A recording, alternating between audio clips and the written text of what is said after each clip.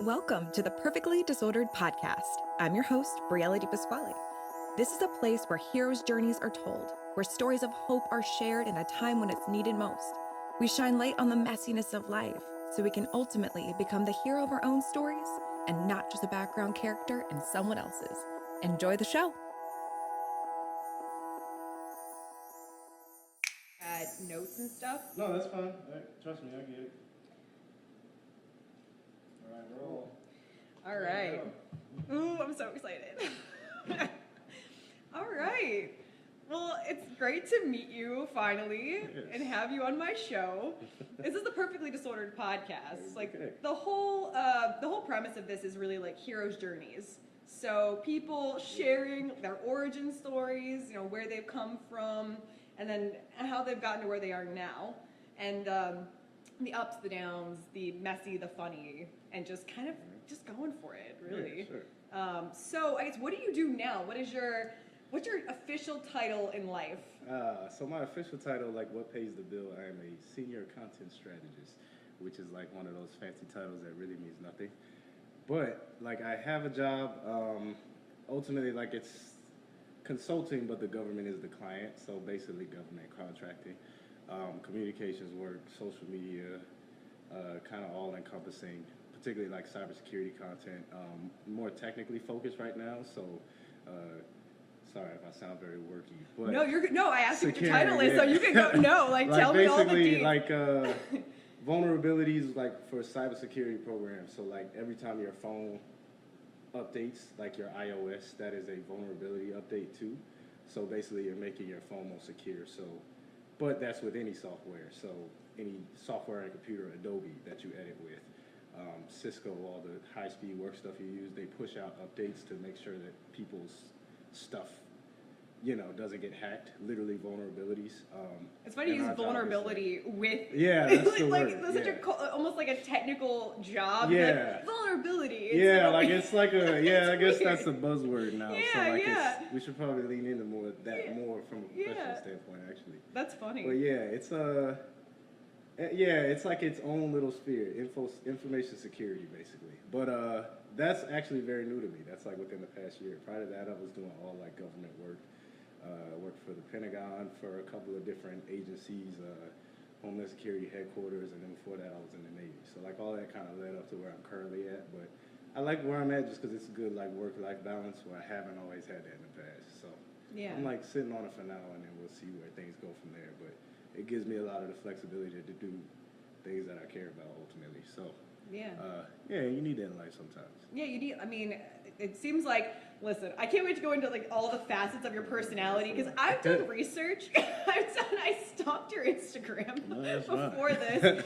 You have many facets of your personality that I can't wait to dive into, especially with like your upcoming like album cover, like with you as a kid with the tape recorder. It's goals. It's really cute. So I guess like. You just gave a huge title, a lot of terms that I don't know, and I'm not going to act like I do.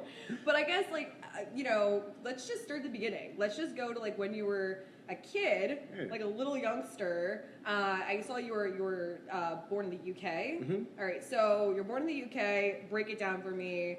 Tell me about your itty-bitty origin story. Yeah, I was, like you said, I was born in the UK. I was a military brat. My dad was in the Air Force. At first, I can't talk about myself without talking about my family. Like, everybody comes from somewhere. So my dad's family is from, like, Georgia through and through, as long as anybody remembers. My paternal side of the family has been on the same land in the same county in Georgia for now 5 generations. Wow. And that's the same county my family, the name Godbee, was enslaved in. So, like, it's just very deep-rooted in that part, and my parents live, like, 30 minutes from there now. So, that's just home, Burke County, Georgia, Augusta. My mom's side of the family is kind of from all over. She grew up in Chicago and then L.A. My parents met in Augusta. My granddad was a nuclear engineer, so he ended up getting hired to build a power plant in Augusta. Wow. That's badass. Nuclear power plant. Yeah. The power plant that he built, actually, you can see it from the land that my dad's side of the family's from. That's, like, always been my favorite, like, family fact. So, like, that brought my mom to where my parents currently live.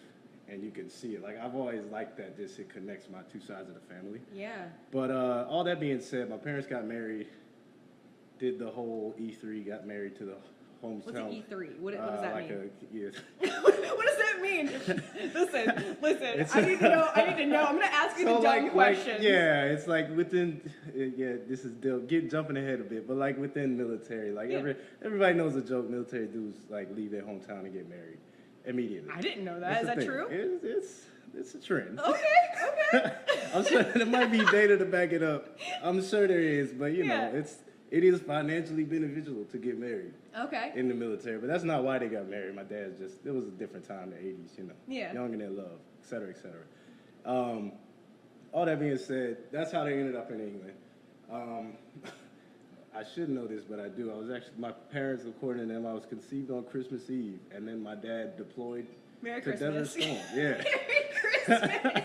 The ultimate gift. Yeah, you wanted to go back, so like. Oh my God. Be careful what you ask for. You might just get it. Damn. But my dad deployed to Desert Storm. What's that? What is the Desert Storm? The war. Yeah, Iraq. The first time. I didn't know the term Desert Storm. Like I didn't know that was a. Yeah. Okay. Like the first Iraq. Oh yeah, I guess people say the first Iraq war. Yeah. They don't think the Desert Storm. It sounds way more like badass. It wasn't like, that cool. No, well, I mean, it was cool. pretty cool. Okay. But you know. Yeah, I never heard Desert Storm. I'm like, what is this? No, so my dad was an A-10 mechanic, like, and that's it's a plane everybody likes and the Air Force can't get rid of because they can't replace it. But that's another story. Wow, you're good. You feel free to go on. No, my bad. Like, just stop me because I will go on a lot of tangents. This is freeform. Like, I'm gonna ask you questions. Like during this whole thing, I'm gonna ask you questions that are like offshoot. There is no. It's perfectly disordered. Like it's meant to be offshoot. So yeah, feel free to just. I'll be all just over. Roll. I'll tell you that Just much. roll. No, so I was born in England. My mother was still there. I had two older sisters at the time. We were just like the typical cute little 90s family. From there we moved. I was a military brat, so I moved from there to North Carolina. I lived there up until I was 5. From there I lived in Eielson Air Force Base, Alaska, for about 4 years, up through the late 90s. That is about 30 minutes from Fairbanks, which is like really far up in Alaska. From there, I went to Tucson, Arizona, and then moved back to Georgia. That's a lot of different temperatures. Yeah. So I went to high school back in Georgia. That's just like military life, though. So like basically, it's a constant theme. This is the longest time I've ever lived in one place. Really? 8 years. How long have you been like in the Maryland area? I got here 2015. So I was in the Navy at the time, and I was stationed in San Diego. Oh, that was my first duty station. I was my quote unquote sea duty. It was good when I was there. Yeah. I did like 4 deployments there. So like the command that I was at, the military command, I would do like they call it SEOP. That's a little wonky of a word, but it's not that cool. I promise you. Okay, it sounds like really. It sounds very. I don't know. Really, but basically they send like teams. You know? Yeah, they send teams to different ships to like provide different media support, stuff like that. Okay. So I did a couple of shipboard deployments, and I got stationed out here in 2015 as my quote-unquote shore duty, and that was my kind of introduction to like the world of DC. From there, I kind of got tapped. I ended up working in the Pentagon for Secretary of Defense. You get tapped? What does that mean? Like literally, like tap you in? Yeah, hey, do you want to do this? And then I kind of just time and place thing. Like none of my life has been planned. I kind of just stumble forward and like find myself in the right places and. If an opportunity presents itself, I take it, and like whatever comes of it, comes of it. Yeah.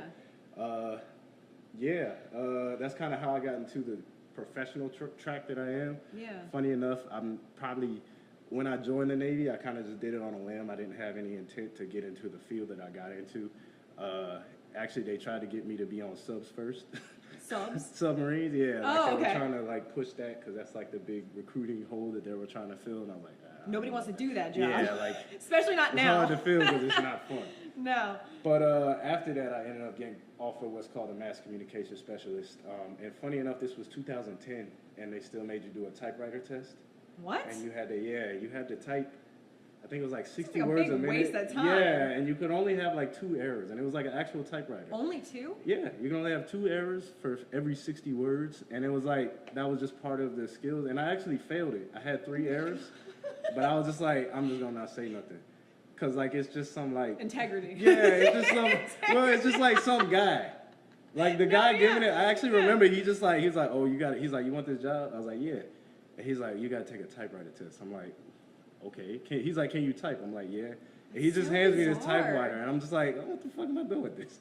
Like, yeah. So he set it up, and like it's just some like NC2, which you know what that is, like some. Like a career specialist, but like his job is to push the paperwork. Like he doesn't. Yeah, really he's care. never. He's not a newspaper editor. Minute. Yeah, he's not a newspaper editor. So like, I think I missed an extra comma or something. But he didn't notice it, so I got the 2 errors. That's how I got in the MC field. So I always think it's funny. I probably technically on paper shouldn't have even gotten the field that I got into. Huh. And like for the whole first year that I was in the Navy, when I took it more serious than I probably should, I was like paranoid that they were going to find out and like take my job. I was like, what if they find out? That comma. Yeah, like, what if they found out I didn't do the typewriter? The like, guilt complex like is it so was bad. real. But then like after I was like, oh no, like when you realize what the Navy actually is, it's like, oh, I think I'm okay. Yeah, the comments are gonna. Yeah, like I'll live. But yeah, that's kind of like I guess the 30-second, 10-minute version. Yeah, I mean, cradle to grave currently where I am. Yeah, so, it sounds like a lot of like almost like stumbling into these different fields just due to like it was your upbringing. Did your upbringing have a lot to do with that? I mean, what was the mentality from your parents that kind of shaped you to be able to do these things? So it's kind of weird. Like it's just like you mentioned. Like part of me in the military brat, I kind of just grew up with. It's almost normal for nothing to ever be normal. And then, like, aside from just moving, like, just life happenstance, like, I just kind of have always been accustomed to having to be flexible and adaptable to wherever I am. And I've never, like, I'm here on accident. Like, I didn't ever plan to be, like, quote, I don't think I'm successful, but, like, I know I'm paying my bills and doing okay.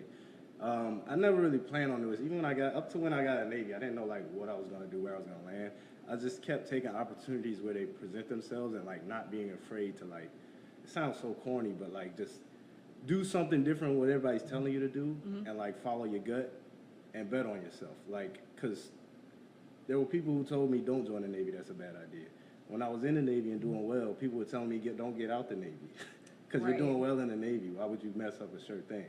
I was a federal employee for a long time. I got up to a GS-14, which is like, the second highest civilian pay grade, you know, before I was 30 years old. And, like, I just quit because I didn't like it. Yeah. And, like, on paper, that's crazy. Why would you do that? And, like, it's still crazy today, but, like, you got to, like, when you're not feeling something, and, like, you kind of just got to trust yourself and your own judgment to where, like, ask yourself, yo, if I only get a certain amount of time on this earth and I'm not enjoying how I'm spending that time, or I feel like I can do something different or better with that time, why would I not leap on that? And I'm fortunate enough to have had the flexibility to do that because I don't have kids or nothing. So, like, worst case, I can sell my house. The dog can sell the dog. Yeah, like You're he's out not here. He's expensive, but he's not picky. So, like, I can feed him something. Right. You know, I have that flexibility where I'm like willing to like bet on myself and not be afraid. And I'm fortunate to have had that flexibility because I don't think I would have made the decisions I did if I didn't. Just because, you know, once you take on a family, like, it's not just about you. You know, you got to consider more things. But I don't mean to break. I got to... Yeah, you're good. That's a good segue, actually. That's good. No, you're good. You're fine. You're fine. I can only imagine, like, if the edge is taken off, I didn't think there was any edge at all, so this is great. No, I'm a little like, yeah. No, you're good. You're good. Well... It's actually funny. What? No. It's about the other thing. The other thing. I forgot. Maybe we'll get around to it, and you won't even know. But no, dang it, where did we leave off before that, though? I'm trying to think of where we were. You just kind of summed up your whole life story. Yeah, you quickly went over your life story, and then talking about, I want to go into your childhood more. Yeah, sure. Talk about, you know, I think people can sometimes look at their lives and say, oh, I ended up here, I just kind of took the opportunities, but I want to, part of the show is we really want to kind of break down some of the either lessons or mentalities or things that you saw as a kid that really helped to build who you are now, because it's not accidental, right? I think we land here and we think, oh, this is just the way that I am, and I think that it really is helpful for people to hear it, to kind of be able to either raise their children with certain characteristics and traits, or to just see it in themselves and say, oh, I can start to take that on. Yeah, So like growing up, I mean, you've landed here, and obviously you're just living your best life, right? but also it's like, you know, when you were a little kid and you're watching your parents in this unique and sort of nothing's normal landscapes. Everything okay? Yeah, I should have put it over there. Oh, you're good. So my gaze. Do you want to move it? Yeah, do you mind? Yeah, you're fine. Just so I can like gaze up really quick. Oh yeah, you're good. You're good. I mostly don't want to like linger on it well after it's over. No, you're totally fine. Yeah. You're totally fine. Be in the meeting for like 30 extra minutes. You good, Austin? You're good. Multitasker. No, Right, you're cool. fine. But No, yeah, so the my mentality. bad. I hope I didn't mess up. If you want to talk into it, does it matter? Or do you No, want it doesn't. Honestly, I probably might just leave it in. I don't really care. So I guess it's, you know, the mentality. So growing up as you were a kid, you know, little you know, what were you experiencing? Yeah. What were you seeing from your parents? Your So I think atmosphere? it's kind of funny that you mentioned like upbringing and stuff, because if I did have to like just to credit my life story and like ultimately we can get into it I guess later, but like ultimately like resilience and adaptability, like it really is like you led into it, but like that's really what I would accredit it to. And ultimately, like I don't really give a shit what I ever become. Like what to me has always been more important, like who you are and like your personal integrity. And like it's almost weird because like the most naive part of me is that because I just like really believe that, I almost take it for granted that everybody, like, why wouldn't you believe that? Like, be a good fucking person. Like, it's literally the easiest thing to do. And it's almost just so matter of fact for me because, like, that's all I grew up around. Like, particularly, like, I'll just start, like, my dad. Like, my dad, he's just, like, he's a very stoic person, but he's just very, my dad doesn't have to tell me anything about the kind of man to be just because I've watched him my entire life. Like, he's not like the type to give like big mountaintop speeches, but like through the good and the bad, all of the challenges life can bring, through all the different ups and downs, I'm sure he had to like, and to this day, he still has to like take things and swallow hard pills to swallow every day. But like ultimately, you still get up, you still do the work, you still are a rock. You don't let that shake your morals, your beliefs, your integrity. You still seek opportunities to help people when you can. You always ask yourself how you can be of help to someone else before yourself, realizing that those kind of people are never not taken care of. So like, that would be first and foremost, just the example that my dad sets every day. I'm gonna turn that off because it's gonna keep beeping. Okay. Sorry. You're good. That's a great no, you're good. You're fine. That's a great segue though. That's a really good thought. I'm curious, like, what did you see phically from your dad? Like, that he modeled for you? Yeah, and it's so like my dad, like, I have a habit of idealizing people that I love, and I'm like good at running my mouth, so I probably make him sound more like my dad's cool as shit. Like, he ain't some superhero. He's cool. He's a regular dude. But ultimately, like, what the things that matter, like, I've never seen my dad's character compromised.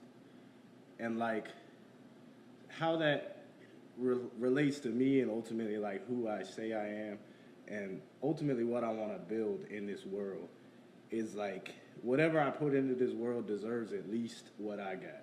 So I got to be at least that good, and I never saw him fuck up. Wow. So if he was out here doing whatever he did, I don't know. My mother don't know. You know, and that doesn't even get down to infidelity, anything like that. That's just, like, always being there. Like, when you can be, and, like, again, always being of service and realizing, like, my personal opinion, like, the charge of a man and the day you transition from just being a quote-unquote boy to a man is the day that you realize it's not just about me. The day you become a grown-ass man is when you have covered yourself, you can feed yourself, take care of yourself, but you start looking around. And that's not even just from a romantic standpoint. Like, once you get to a solid point of foundation, you look around for people you love, whether it's a cousin, a friend, a sister, a brother, whatever you want to call it, and it's like, okay, how can I be of help to them? This person that I claim I love, Like, because it's easy to send somebody a, oh, I love you, happy birthday note every year. But, like, what are you really doing? Yeah. And, like, when you look back and really question, like, can you really say that you did what you thought was the right thing in every moment? Because there will always be hindsight, shoulda, coulda, woulda. But if you can look back at every moment that you had a decision to make and know that you made the integrity-based decision in the moment, whether it was right or wrong, you can kind of keep pressing forward with like a clear conscience, understanding you can only control literally what you can control, but that can be a lot. Yeah. No, it sounds like a checks and you have like an internal like checks and balances system. Yeah, A little bit like kind of looking back and saying, yeah, was that it's integrity? Funny, it's funny you say that. It's just like internal checks and balances because I the way my brain processes things, if I'm ever too certain about anything, I'll try to prove what I think wrong. And I think that's a great way to operate. But like at the very least, you can understand someone else's viewpoint on something and like take in insert whatever hot topic it is with an objective view and understand, particularly now, just where everything is. So it's so cliche to talk about, but it's real. Like everybody is just so in their pigeonholes, their quote unquote information bubbles, and like leaning into, who the caricature that they are supposed to play and the opinions that they're supposed to have based on, like what the overall narratives about life and existence in 2023 cast upon you. Like there's just a lack in general of just like original thought these days, and like how do you actually feel about it? Yeah. You know what I'm saying? So like out of your integrity, and ultimately like it's like how do you like challenging your own biases, your own the narratives that you are supposed to just accept, and like realizing that every narrative is gonna have truth to it. If I wanted to find enough evidence to tell you that this wall is blue, I could come up with some hue color conspiracy about how Michelangelo in 1583 actually meant that this palette was this, and actually scientifically the light reflecting off of here, this wall is blue. And if I come up with enough big fancy words and enough science to like make it sound, I'll buy it. Yeah, I'll believe it. And like obviously that's a ridiculous example, but no, but it says like a it's lot. the same. It speaks to the tactics and procedures that people use to literally sell bullshit, and that's why we were kind of talking offline about just everything feels so grifty now. What was the word you said? Grifty. Grifty. Yeah, I've like never everything heard that feels word. so like What does that somebody's mean? trying to sell you something. Somebody's trying to Really? there's always an ulterior motive to grifty. I've never heard whatever. that before. A grift. Yeah, like it feels like that because it is, and everybody, there's just no room for like, as soon as someone has something, like it's almost everything goes to how can I capitalize on this? How can I drive this home? How can I use this to, you know what I'm saying? Advantage. And ultimately, it's like a game.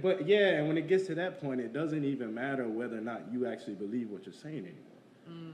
It's more, how do I drive this point home because I can, either profit off it, or I can raise my profile, or I can, et cetera, where like, it's just like, like life and society becomes WWE, where everybody's just playing a character and a heel or a hero, et cetera, but nobody's ever stopping to ask like, well, that's fair. Okay, sure.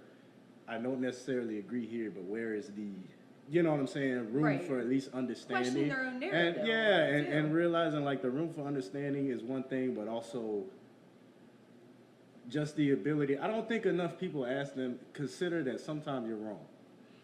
Yeah, it's a humbling thing. People don't like to be wrong. But I think that, it sounds like that mentality from like childhood is sort of, you show up, you take care of people, and you like kind of just don't make excuses to some degree. It's not, like, and you don't buy your own BS.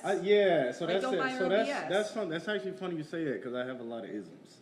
Like one of my isms, I always say everybody's selling a brand of bullshit. Every time you step out the house, you put on. You are not the same person fresh out the shower when the door is closed and nobody's in there dancing in the mirror. you are not that same person as you are right now. You're not that same person as you are with someone you date, as you are with your parents. Like, that's just natural. That's human nature to, like, You have to, like, kind of shape package shift yourself to a each little person. bit. Yeah, like, because you know what people expect of you. You know who these people are. But, like, ultimately, sorry, I keep getting distracted because I'm looking at this. You're fine. You're good. But, like, ultimately, sorry, let me rewind. What was I saying? Let me see here. Talking about shape shifting a little bit and how you have different, like the person you are in the shower is not the person, sometimes the person that you present on a date. Or, so that like ultimately, ultimately, sense. like that's a nice way of putting it. The real way of saying it is like everybody's kind of has a layer of bullshit on when they interact with anybody. Yeah. Like, because your brain naturally filters like, I'm not going to say that. And there's nothing wrong with that. It's called being a fucking polite, decent human being. Right, you're just and trying people, to be, like, nice. People now just say, like, oh, I'm telling it like it is. It's like, no, you're just an asshole. Like,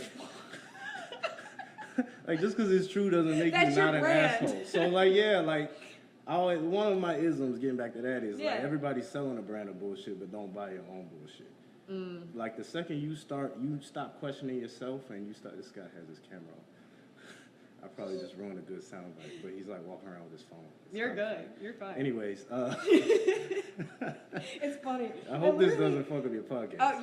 Listen, this is literally, okay, for anyone who's listening, and if we don't edit it out, right now he's trying to do some work as we're talking. So the computer is behind us with like a little picture and stuff, so I'm trying to multitask. Yeah.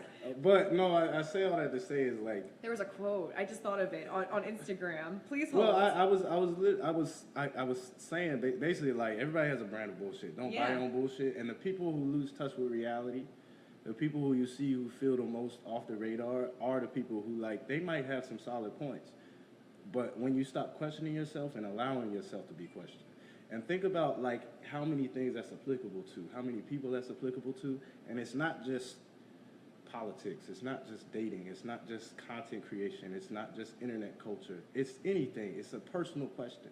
Ultimately, if everybody looks at themselves and ask themselves, how often do I challenge myself and explore the fact that maybe I don't know what the fuck I'm talking about. Maybe everything that I think is true is a lie.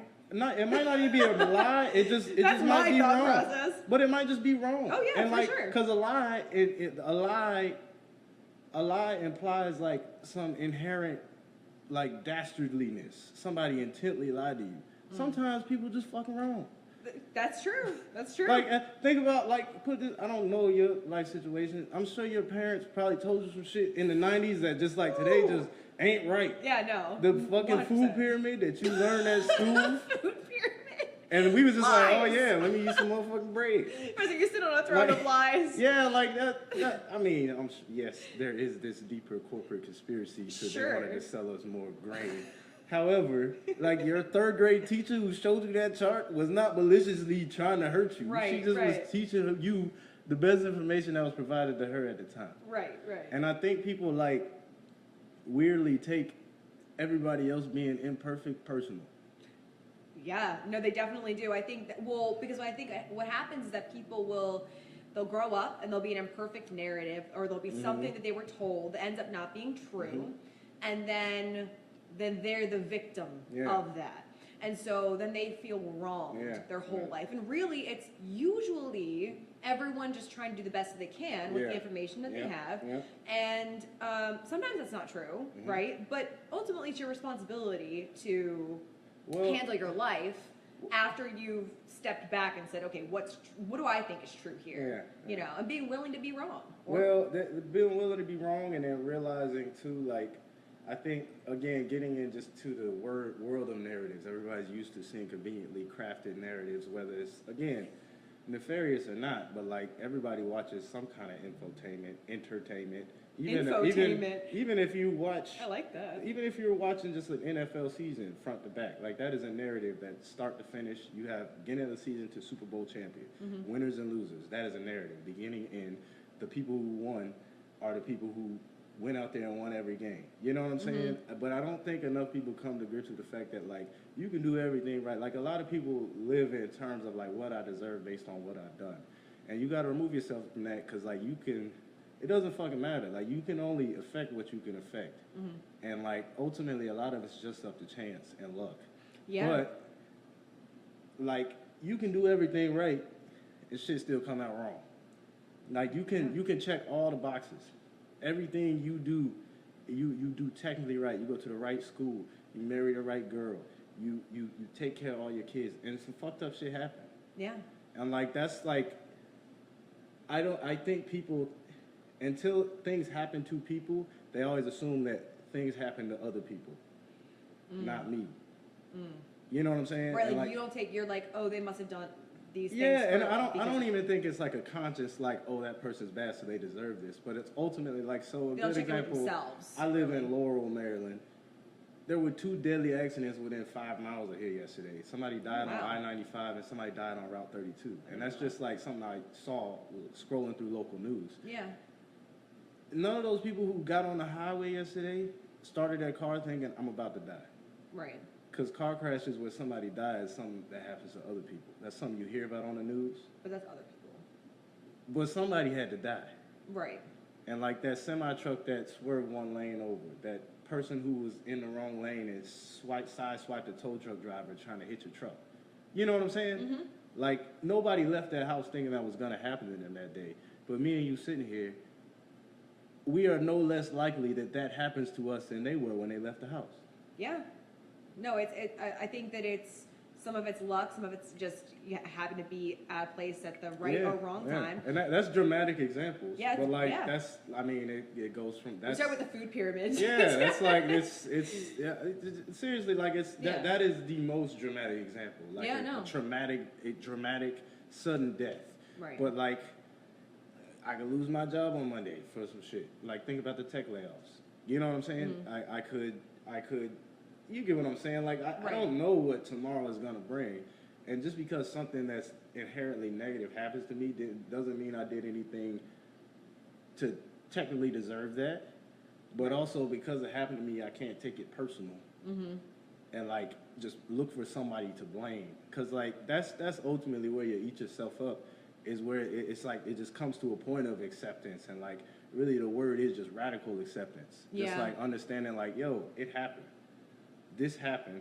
All I can do is take that and process it however you want. Like there's still like emotional capital to be had and like processing, but like the second you start trying to coulda, shoulda, woulda, and why did this happen? Why did that happen? And this happened to me because of this. Like you the way it's funny, I used to tell this to my sister all the time. Like you're giving yourself the power of God, and I'm not like where it's just like you can do a lot. Again, affect what you can control, but you, like personally, you can do a lot to change the things of people around you. It's ultimately what you're willing to do. But what you can do is still only what you can do. And realize that there's 8 billion motherfuckers running around here with autonomy just like you. A lot of people just don't appreciate the nuance that everyone else carries with their life. Everybody's the main character in their own story and don't appreciate that everybody you walk by has an equally complex life to you. Apply that to cars you drive by. Everything interesting about your life and all the rich details and that book that you liked when you were 13 or that boy that you kissed that your mom never found out about, everybody has that. Yeah. Everyone has a deep story. Yeah, like everybody is special. Like, and that sounds so corny. Like everybody is special, but you know what else that means? Nobody's special. Right. Oh, God. And it's like it's always so true. it's like a constant rotating thing where like you can't start sniffing your own farts too much. I was gonna say, it keeps like, you humble. Yeah, It keeps you humble. 'Cause I think it's yeah. like you want to feel like, as far as your life story, you are the main character, so you want to stay. You want to remember that that's an important job you have to carry your body, your story, your personhood through life. And then also remember that you are everyone, you are no one. Yeah. Like you are the main character, and yet you are so small. And even like think about it, like I really like something's wrong with me. Like my whole life, because like all of this shit, yeah, like really like. Tell me about none it. of this shit really like, and this is where I like. What do you mean? Is the FBI? Oh, but like no, oh no, on I'm the kidding, list. I'm kidding. But like none of this shit really matters. Even like the most important things. Yeah. Like it matters to you, but like ultimately, like again, apply what I just said about complexity and nuance to everybody who's ever existed through all of history. So like you learned about ancient Egypt in 2 paragraphs in a textbook that was written by somebody with ulterior motives. Who wasn't even there. Yeah. But like 3,500 to 4,000 years ago, those people were living just as rich and complex lives as us, very differently. But like they were anatomically intelligent humans. Mm-hmm. Like, and like we're just living right now and in this moment. So like all the things that quote unquote matter right now, like you don't think some random person in pre BC China, the sheep here, I don't know Yeah, the sure. key dynasty, one of the dynasties. Something. God That bless person you. had a had a complex life with tragedy, triumph, love, loss, all of the things that we all experience today. And now they're just like a footnote of a grand overarching scheme that is the Qi dynasty from XBC to something BC history. And again, everybody's so future driven now. You get everything is AI, where's things going? But like ultimately, Innovation. yeah, and not that people's individual contributions don't matter, but things are gonna go where they go. And ultimately, we'll all like think about it in terms of 500 years. People from our time living are gonna remember Barack Obama, Donald Trump, Hillary Clinton will be a footnote. Elon Musk probably because of the spaceship. He'll probably be there. Jeff Bezos, like those are and Kanye West probably. You think so? Yeah, Kanye is never gonna get forgotten. Maybe. But I can't ever forget Kanye. Eminem, I feel like would probably. No, Kanye. No, Eminem, yeah, but Kanye is because Kanye spans so far. But that's a hot take. That's a right. No, absolutely. I'm serious too. I'm serious.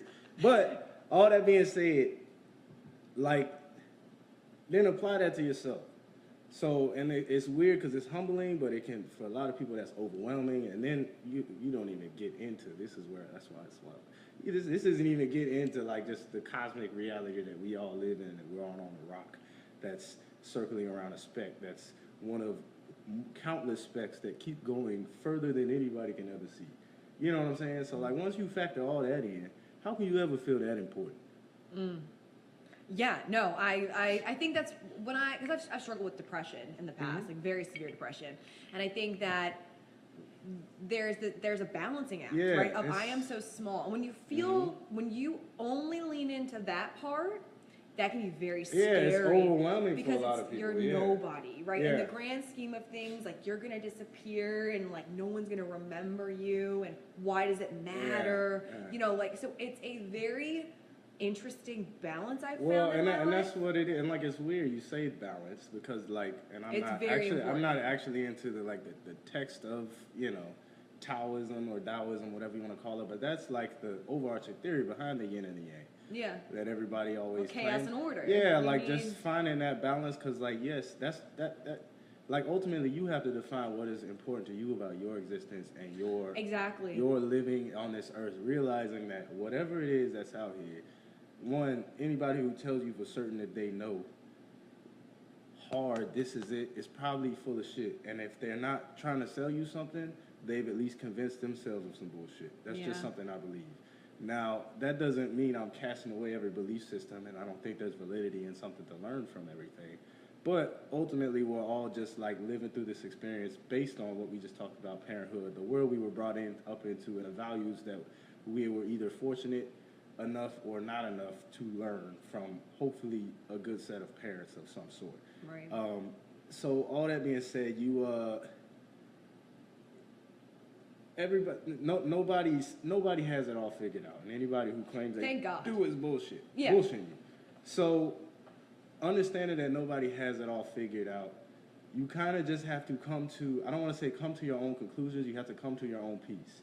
But the one thing I think everybody should be able to recognize is like whatever we're all experiencing here on this floating rock in space is special. Because like ultimately none of us by nature or happenstance should exist how we do, when we do, exactly where we do, but we do. So like you have to define the meaning that you find in your daily experiences for yourself because ultimately you have to live that experience. You know what I'm saying? Yeah. And like that's where it comes to finding that balance of like staying humble within that big picture perspective. Yeah. Of like, yo, I can look in the sky and that's technically looking into an infinity. Like me looking out that window right now, I'm looking into the abyss of nothingness. And for a lot of people that's depressing and scary. But if you just allow it to humble yourself and then realize it's also freeing. Yeah. it's freeing because once you humble yourself and realize I am but this mere mortal in this crazy thing spinning around, suddenly everything becomes less intimidating. The big scary thought of like nothing mattering, nothing does matter. So it's like, oh well. Yeah. It's ultimately freeing. But give me 1 second, I'm gonna hang up on this call. Oh, you're good. I don't wanna do that thing. No, I love that. I love that. And it's just like, oh, I'm still talking. Sorry. Oh, you're good. No, I love. No, this is great. Is this going okay? I It's don't know. so, Like, tell me if I'm talking too much. Beautiful. It's beautifully poetic. I mean, I think that that's literally like where I've kind of come to in my life is sort of saying, okay, like, you know, nothing matters. Sure, right? Yes, that's true to some degree. But then it's also like, my history is so long, right? People have fought so hard somehow to get me here. I have I found that I need to decide that I have like a job to do to carry myself through life in a way that when I get to my grave, I will feel good about the life that I have lived. I will feel like I have taken the opportunities. I will feel like I am a person that I respect. I feel like I've done a lot with the space that I've been given. So I think that there is this really beautiful balance of like my story means everything and it means nothing. And where do I find the meaning for me in all of that? It means everything to you and nothing to everyone who will never meet you. Right. You get what I'm saying? Yeah, I do. Mm-hmm. And like, again, that sounds morbid, but it's like a hard truth. But like, even what you said about finding your own meaning and like meaningful existence and like what you want to do, and like that's where like success and failure comes into play. And like in the moment, and like what feels so certain in the moment, this is my destiny, this is what I'm called to do, and realize you might have those moments and fail. And like realizing that your accomplishments and what you feel in those like borderline manic moments of passion where you're like, man, those beautiful chaotic moments. Yeah, like that passion project might fail, but ultimately if you tie yourself to your values and always being able to be proud of what you did and how you conducted yourself in moments, what I got back to earlier where it comes to integrity in every moment, like even, it sounds so corny because like you go to military, you go to boot camp, what is the definition of integrity? Doing the right thing when no one's watching. And a lot of people just hear stuff like that, like, oh, that's the textbook answer. But like, it sounds so whack. That's the word I use, is corny. Like if some dude just came up to me like, everybody needs more integrity, I'm like, get the fuck out of here. Yeah, what are you talking about? But like, really, like if you really just choose to live like that, you don't have to walk around with it on your chest, because like nobody likes that person. Nobody likes that person. Yeah, because it doesn't always fit into every moment. But like, if you can always center yourself back to like, did I make a decision I was proud of in every opportunity I could? And when I look back and I'm not proud of decisions I made or actions that I took, was I willing to take accountability, apologize to the people that deserved apologies out of it, and ultimately make an effort to change my behavior, realizing that I won't be perfect and I'll probably mess up again. Mm-hmm. And that's just accepting the entire human experience, the lack of perfections that we're all going to have through however long we're blessed enough to be here, and taking, not giving yourself too much credit and realizing you're still going to be human. Yeah. You know what I'm saying? I like that. Don't give yourself too much credit. Yeah, don't give yourself too much credit. Yeah. I mean, where this whole worldview, I mean, like, because mine had to come from sort of, I had a certain narrative growing up, and then I had to go through a lot of stuff, a lot of ugly stuff, and then really find my own way, find my own version of what is integrity to me. How do I do life? You know, do you feel like you were kind of given all of this information at a young age, or did you kind of have to, through all of your crazy life experiences, come to this understanding? So I think it's a combination of a couple of things. There's always a nature versus nurture argument. Like, what is your nature as a person, like, versus what you were grown into? But I'll list a couple of reasons why, like how I think I just became who I am and how I am. Again, getting back to like the corny stuff that everybody kind of rolls their eyes at when they see the like ultramoto Instagram quotes, and like some people sharing, but most people are like, they're like, come on, get out of here. But like when you really like internalize them, like ultimately that's the same things that you learn when you join the military and you're reading and you talk about honor, courage, and commitment. I was in the Navy. That's what you learn. Like, it sounds corny, but like really, if you apply that to everything you do, but not just military, if you go back to, like for me, I have a million side quests. Like I was, believe it or not, like as a kid, I loved me and my sisters. Like I grew up in a very musical family. Like I played instruments, horns, and stuff like that. Yeah, it was like a trombone right there. I went to college on a band scholarship before I joined the Navy. Really? Yeah, so I just loved music and stuff growing up. But like, so cool. even like marching band, for instance, is just like a miniaturized version of the military where you have to take up leadership roles as a culture. I went to like an HBCU, so it's like, if you've seen the movie Drumline, I hate that movie. I don't think I've ever seen it, but I think I've seen similar, previews. similar culture, like just HBCU band culture. Like there's a lot of discipline in that, and like ultimately accountability. I did Taekwondo growing up. I got my black belt. So like that's preaching a lot of the same things. Going back and like you can keep going, like playing sports, the things your coaches teach you. So like, I don't have children yet, but it just goes to like, what are you exposed to as a kid? And like what values are being like basically pumped into you. And each of those things I named, like a different version of like, these are our principles, these are our values. And even in the moment when I was 13, I wasn't like, oh, integrity. These are values. Yeah, but like, you don't realize in the funny moment. enough, I was in JROTC, like same thing. Like you're getting those and like you're just absorbing it. So like it's just having the information to fall back on and understanding the hard definitions of things that are actually important. And then two, I would say, like you said, between my upbringing and the examples I have said, I haven't really talked about my maternal grandfather a lot, but he's like a personal hero of mine.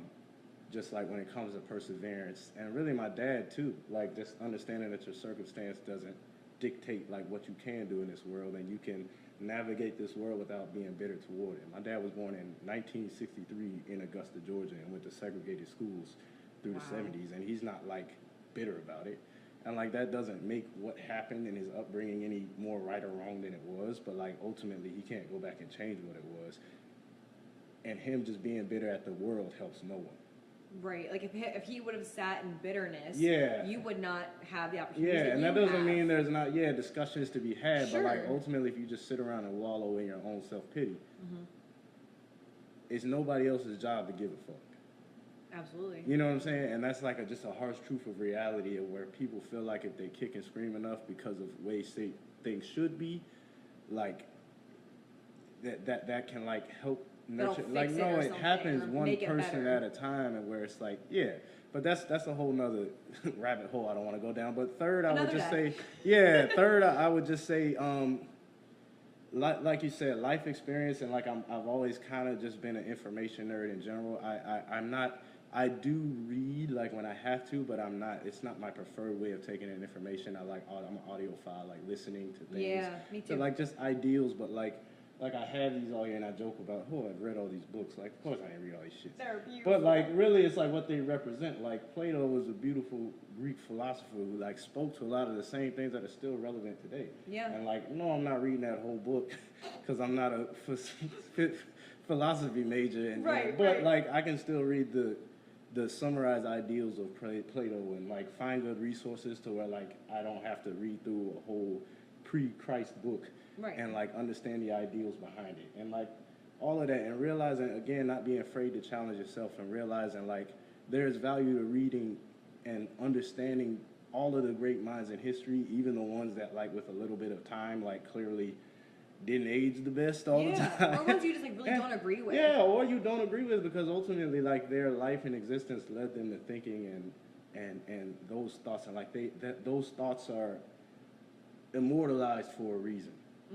Because they're important into like bringing this world that we live in to the point that it is, and the point of understanding that it is today. Even if like a Karl Marx, like I'm not a communist, but like that doesn't mean he wasn't a smart, intelligible person that didn't have things to, you know what I'm saying, say based on, and like that people apply things to current politics, and it's like this guy is an 18th century German guy. He doesn't give a shit about Trump versus Biden.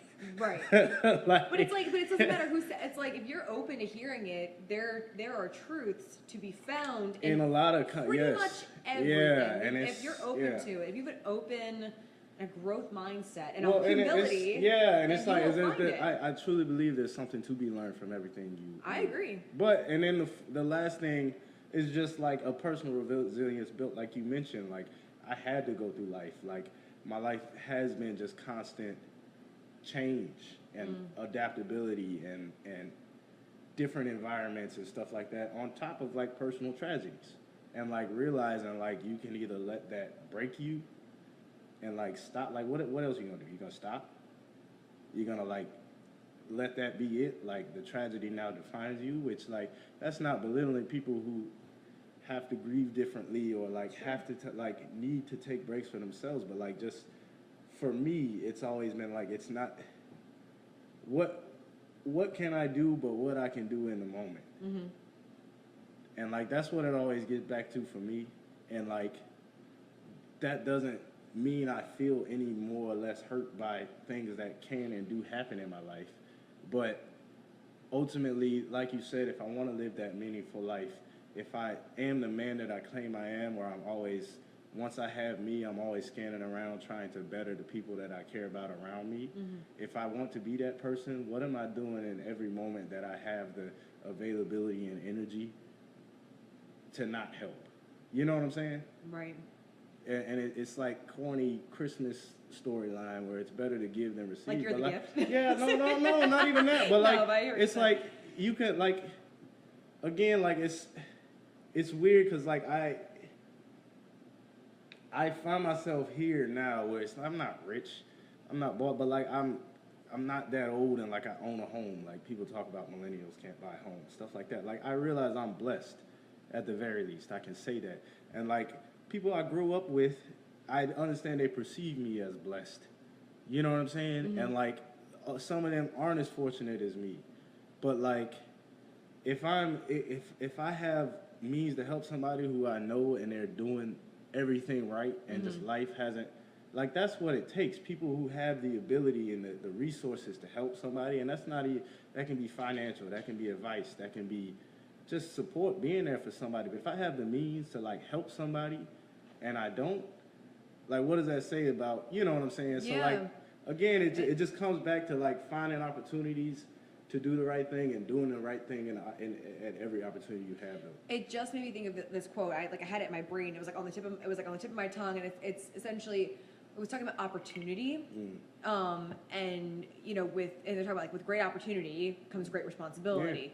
And we're not all granted the same opportunities, but it's, you know, if you've been blessed, right, from other people's perspectives, that's a huge responsibility. I really do think that it is, like, you know, to use it to the best of your ability with integrity and use it well and give back to the community. Like that's a big deal. Well, and I think people, another thing too is like, I feel like people can resent it rather than celebrate it. It's like I've had, because of like the tragedies I've experienced too, is I've just come to the personal realization, because I am relatively like steady and like I'm doing better than I ever would have thought I would be doing up until probably 3 years ago. Really? That's awesome. Yeah, like, because I just have always just been winging it. But ultimately, it's just, sorry, I lost my train of thought. You're winging it. You're like, I mean, talking about opportunity, and that you said up to this point you've been kind of winging it, but then now you're in this place. So like, it wasn't that long ago where I was, again, I don't want to use too much military jargon. I was in the Navy. You can. I'll just ask you. I was a you know, enlisted in the Navy. Like, my career was just very standard in Navy. Like, and there's nothing wrong with being in the Navy, but like nobody's getting rich in the Navy. Not that I'm rich now, but like nobody. The Navy is safe in the Navy, right? Yeah, the Navy is the Navy is an objective. And if I'm wrong, just tell me. But no, but like career safety, particularly now they're undermanned. But like there is safety in choosing to stay in the Navy, but there's also just like almost a cap on like, because you're ultimately, if you're too successful in the Navy, you're not doing the Navy right, because your job is to serve the Navy, not yourself. You know what I'm saying? And that sounds corny, but it's real. Like, why do you raise your right hand to defend the nation from enemies, force, and directions? Yeah.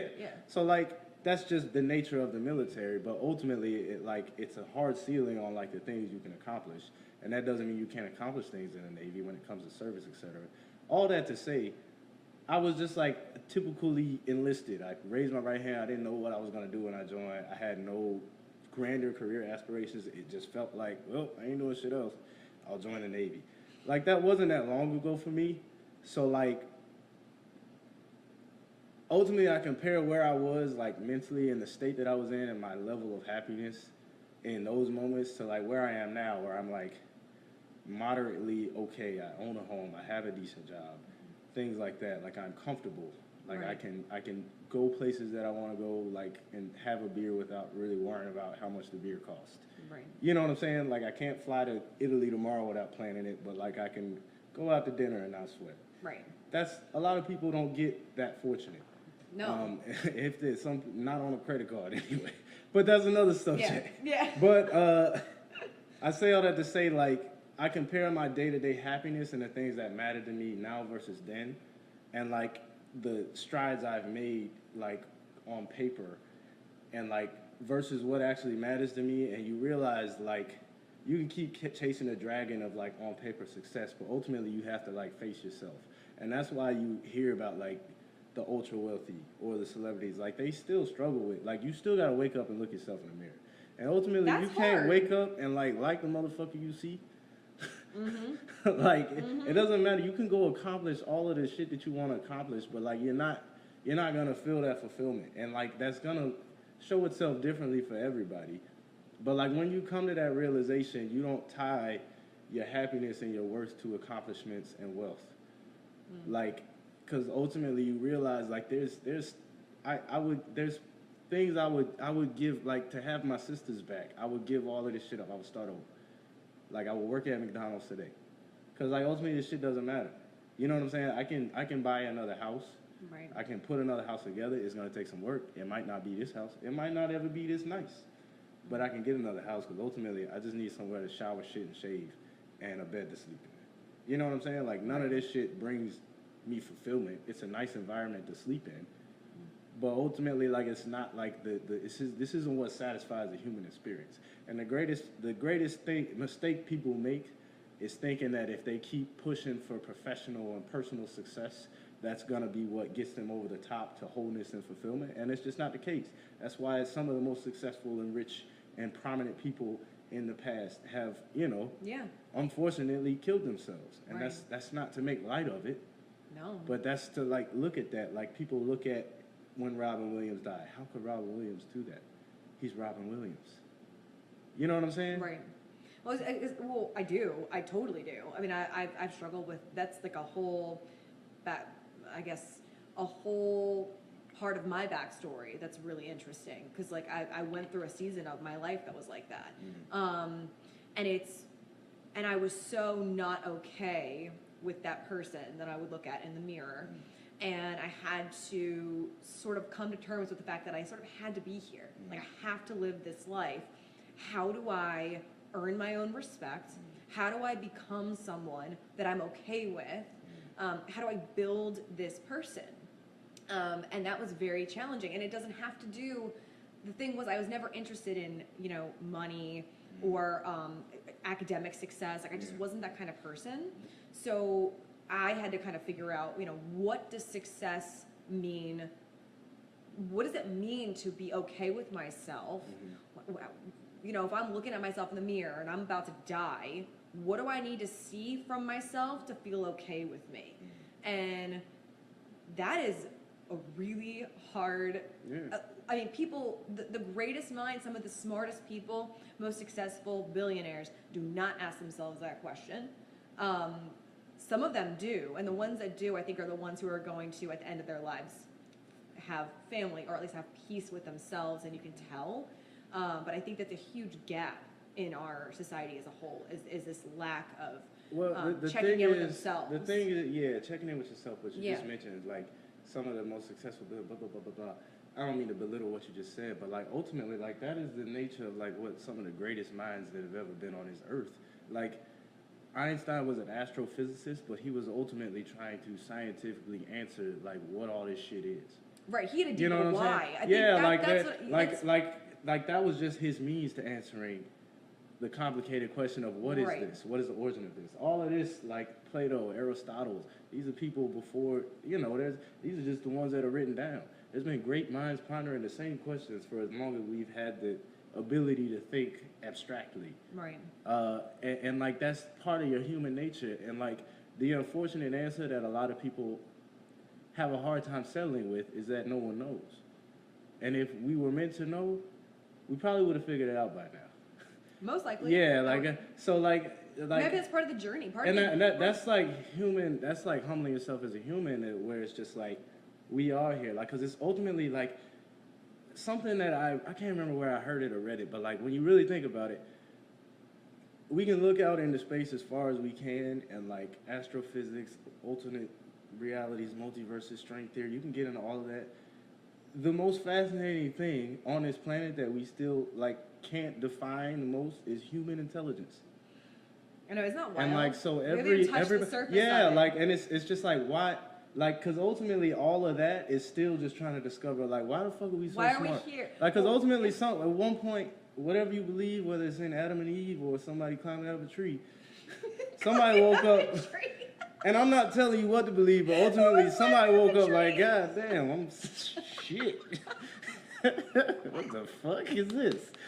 And like, somebody was the first person to really sit there like, climbing up the tree is funny to me. Yeah, no, but you get what I'm saying. I do Like, understand. it's like, ultimately, and that's like, I hate fixating on shit that I don't agree with, because ultimately it doesn't matter. Because we can sit here, the things we can agree on, there's so much discussion to be had. Oh, yeah. And so much like root to like, ultimately it doesn't matter. Somebody still like was the first consciousness to like be like, all right, what the fuck is going on here? Yeah. You know what I'm saying? And like, well, like, why is this dog here? Like, what is, like, Those starting basic to answer, questions. yeah, like, the simplest questions are the hardest one to answer. Yeah, they are. It's like, who am I and why am I here and what do I need to do here? I'm gonna let him Really, go real quick. Yeah. cool. I'm gonna like give him a chance Yeah. to shut the fuck up. You're good. I'm gonna pee real quick, I think. Yeah, go for it. That's a good segue. Is this Damn. going No, you like, I love it. I thought I was gonna go deep and you're like, let's go. about one without talking about the other, but it's like, Yeah, let's, oh man. no, I can definitely, like, Let me like center my, like, I will segue for it. Yeah. yeah, like, just because it is like, yeah. It's Since we have related. 30 minutes, though, I think the most important things would be to hit that, and then do some of the stuff you were talking about like your outlook on like relationships and stuff like that. Yeah, sure. Oh, yeah. Okay, so. Is he fucking this up? Is he good? No, he's fine. All right. I'm gonna take his collar off so he doesn't jingle and shit. Is You're that good. Yeah. Yeah, no, you're good. Yeah, like, I think we should go with the way that it, like, just the energy that we're in, and I think just go with Like I it. said, I really like.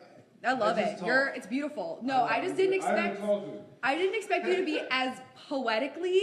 Oh, it's beautiful. No, I'm fully invested. I think I was just really surprised. You're a very surprising person, which is why we're gonna have to do more than one episode now because you're just so damn deep. No, but okay. So let me see here. So we're talking about being okay with yourself in the mirror, right? And we kind of went on this sort of mental health kind of avenue, and I think ultimately that you brought up so many different things about like your mentality, your upbringing, your internal compass, how you operate in the world, why you do what you do, and that's really like the hardest question I think we all wrestle with is, why are we here? Why should we be here? And coming to terms with our own existence. And I know that that's something that you have been, I guess, maybe you probably asked yourself this, as we've talked about throughout your life to some degree, but I know you've also had some family things that have come up just in general. And so I would love for you to share about that or speak on it, or if there's anything that you... Sure. Like, I guess, I don't know, because it's like, I can't really talk about my entire life without mentioning, like, the tragedies, because like I said, a lot of it does shape who I am, and I think because my other sister, I don't mean to call her other sister, it's weird, but I had a sister pass away recently, and that has the recency to where like it's the thing your mind focuses on the most, but ultimately like the more you've been something, the more it becomes routine. Like I'm sure there's some professionals who will tell me I'm an idiot, but like, excuse me, like you talk to people who've had multiple kids, and like they say their first birth is the hardest. Oh yeah. And then like at least then they know what to expect. Obviously that's like aside from complications and size of child's head, things like that. Sure. That's just a really bad metaphor. But ultimately, like, you get practice at going through things. And like people, like, death has been a part of my life for all of my life. You know what I'm saying? So it's not something I'm unfamiliar with, to where I don't want to say most, but a lot of people have never had to really conceptualize the idea that someone is gone and they're not coming back. And it sounds hard to say. It's like heavy, because like it's hard to accept when it comes to a stranger. Like just the ideal of like a lot of people, it's hard to accept when it comes to your dog. Yeah. Like it's so final. Yeah, it's final. There is no like, calling. Yeah, there is and at no the end of the day, last- like there's whether you're a religious person, whether you're completely atheist and you think all of this is a meaningless abyss, or anywhere in between, which I think most people fall somewhere on that spectrum of spirituality, let's call it. Ultimately, this form is final. So like, basically like, life trains you and shapes you to like, into the person you are based on happenstance. And like, both of my dad's parents died. I remember when I was a preteen. 2001, my dad's dad died. 2003, my dad's mother died. And I remember, it's weird because I was younger, but I remember when my grandfather died. Of all my grandparents, I was least close to him. He was, like, he was, I won't use the word estranged, but he and my grandmother is separated. You know, he was older, he was sick for a while. It was like not a surprise to anybody, but I remember being a wreck about it. And I think when I was 10, I was a fucking kid. Yeah. But I just remember being a wreck because, like, conceptualizing the fact that someone that I am directly connected with is gone forever. And then 2 years later, my grandmother died on my dad's side. And that one was weird because I remember, like, having the big cry moment at, like, 12, 13 years old. But I lived in Arizona at the time, and we went to the funeral of my grandmother, and my dad was actually stationed in Korea at the time, so we weren't together as a family at the moment, but we all went out there and we buried my grandmother, and like it was just this big family moment, like all my dad's siblings. My dad has a lot of siblings, and it was like this big family moment. Everybody kind of gathered around, and it was like the passing on of like, okay, the matriarch is gone, this is how we go forward as a family. It's kind of like a ritual almost. Yeah, like almost or like a meeting, almost like, all right. Yeah, now and we're when gonna... you do things in adolescence, like, I don't know, it shapes you, it affects you differently. And obviously, like, to be honest, like, not to sound morbid about it, grandparents are supposed to die. Right, that makes sense in your life timeline. Grandchildren are supposed to bury parents. Grandchildren are supposed to bury grandchildren. So, like, that was all just, like, not that it doesn't hurt to lose a grandparent. I don't want to belittle that, but ultimately, like, that is what is supposed to happen. That's why grandparents have grandchildren, to pass along whatever, you know, legacy and DNA they want to leave on this earth. But ultimately, they have you so that you can continue to live on whatever that they have. So, actually, this was 3 months after we moved from Arizona to Georgia. My dad had retired from the Air Force. Yeah, so we were done. It was almost weird because it was like this weird euphoric time. Sorry, is that too loud? Is he fucking it up? It's all right. I can kick him out. He chills out in a nice spot. All right, he's just click-clacking. Sorry. He's like, I want in on this conversation. Yeah. This is good Go stuff. away. This is good stuff. So he, like, it was a weird, almost euphoric time for our family because my dad was retiring from the military, and that was like, all right, we are done moving, all of these things. We're moving back to Georgia. My mom's parents live there. I have all these cousins, and we're just going to have this grand old time. My sister had just graduated high school. She was 18 years old. My oldest sister, her name was Dominique.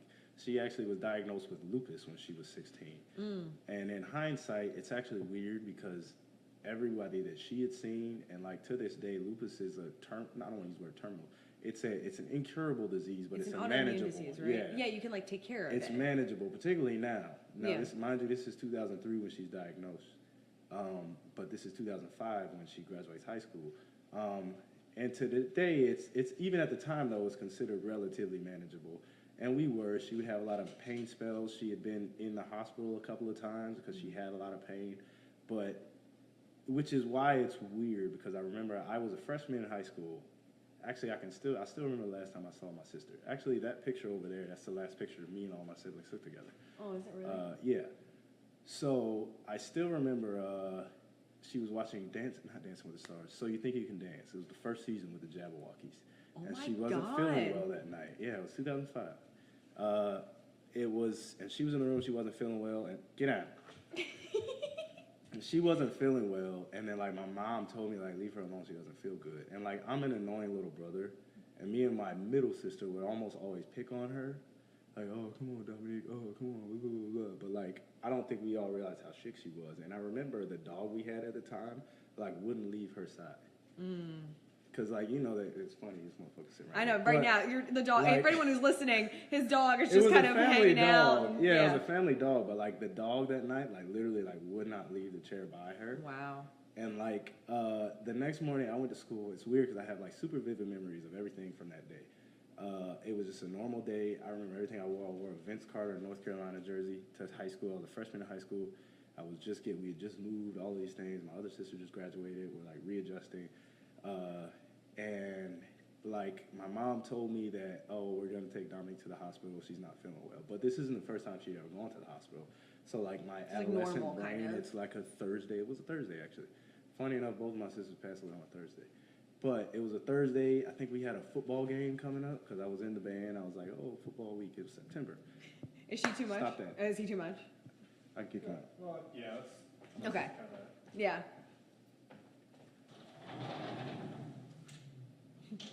Sorry, babe. Sorry. He lives better than most people. It's all good. I'll never feel sorry for him. Aww. But It's funny about the dog though. can you hear me clear if I like back up a little bit? So like So it was a Thursday. yeah, so it was a Thursday. I went to school. I got home from school. Everything felt normal that day. I was at my grandmother's house, and both of my parents were still at the hospital. But again, nothing felt off. And then I was just hanging out at my grandpa's house, and then like somebody, I can't remember, one of my aunts called my grandmother, was like one of my cousins who like, I have a lot of cousins, but like it's a Thursday afternoon, and I'll just hang out with them on a random Thursday. She's a lot older. Right. They're like, oh, she's gonna pick you up and take you to the hospital. I was like, okay, this is weird, because my parents are like weirdly protective. Me and my other sister, I think, she took both of us. And like, I still didn't really know, I could tell everybody was acting funny. Right. But like, mind you, I'm 14. And then like, I don't know why, I always remember the elevator ride up. Cause I still to this, I don't like heights, but like, the elevator for whatever reason in this hospital moved fast as shit. And like, I was just like, this motherfucker's odd. Yeah, I was just like, and like, I remember like the gut feeling. Yeah. And like, I was like suspicious. And the second I knew something was like really wrong is when I saw my dad hug me and he had tears in his eyes. And my dad doesn't cry. And she was in the ICU, she had cold blued in the hospital kind of out of nowhere, like while she was in a regular thing. And then she was on a ventilator for, I want to say 4, 5, 6 hours, and she passed away that night. And like, it was completely unexpected. Nobody That's that day crazy. woke up. Yeah, and she passed away, and it was just like, the diagnosis to this day is just lupus I'm so complications. sorry. Yeah, she not to belittle it, she had a flare up, and it was just too much. My sister was small. She was like 5'2", 110 pounds. Wow. Yeah, so I guess her body just couldn't take it, and it was her time to go. It's A funny, lupus like these flare-up. so like, these are both my sister's class rings, actually. So Oh, are they really? I was one of gonna my ask about memories that. from that night is my sister who recently passed away. I remember they let us talk to her while she was still alive, and I don't know how much of this was bullshit, but like, she was on all the tubes and shit, and I remember we went in, me and my other sister, they were like, okay, you can go in and talk to her, because like, hospitals, they try to like ease people into stuff, but Yeah. like, in hindsight, I know how stuff works. They knew she was gonna go. Yeah. But they were like, oh, she can hear you, talk to her. And I remember we were just like, we love you, Dominique, we love you, Dominique. And then she passed away, and then while she was sitting there, they had all the tubes out of there, and me and my other sister, like my mom was, the second I knew she died, I remember we were sitting in a waiting room, and I heard my mom like a screech, like it sounded like it's like a god-awful, like I'll never forget that noise. And then like I could just hear my mom like, and Yeah, she excuse me.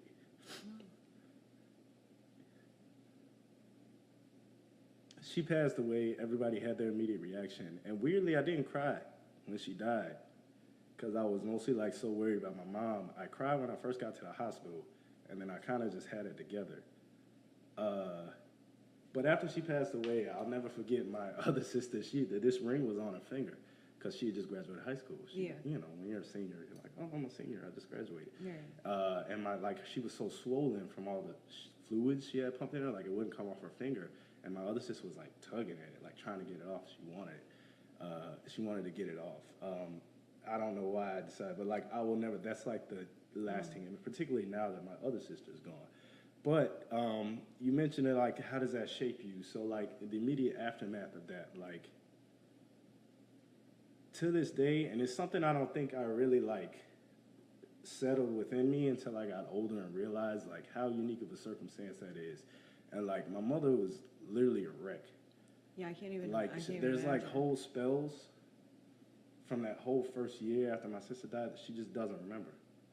Like she has just no It's recollection of. She dissociated. doesn't remember the funeral, any of that. Like if you show her pictures, like she just doesn't remember them.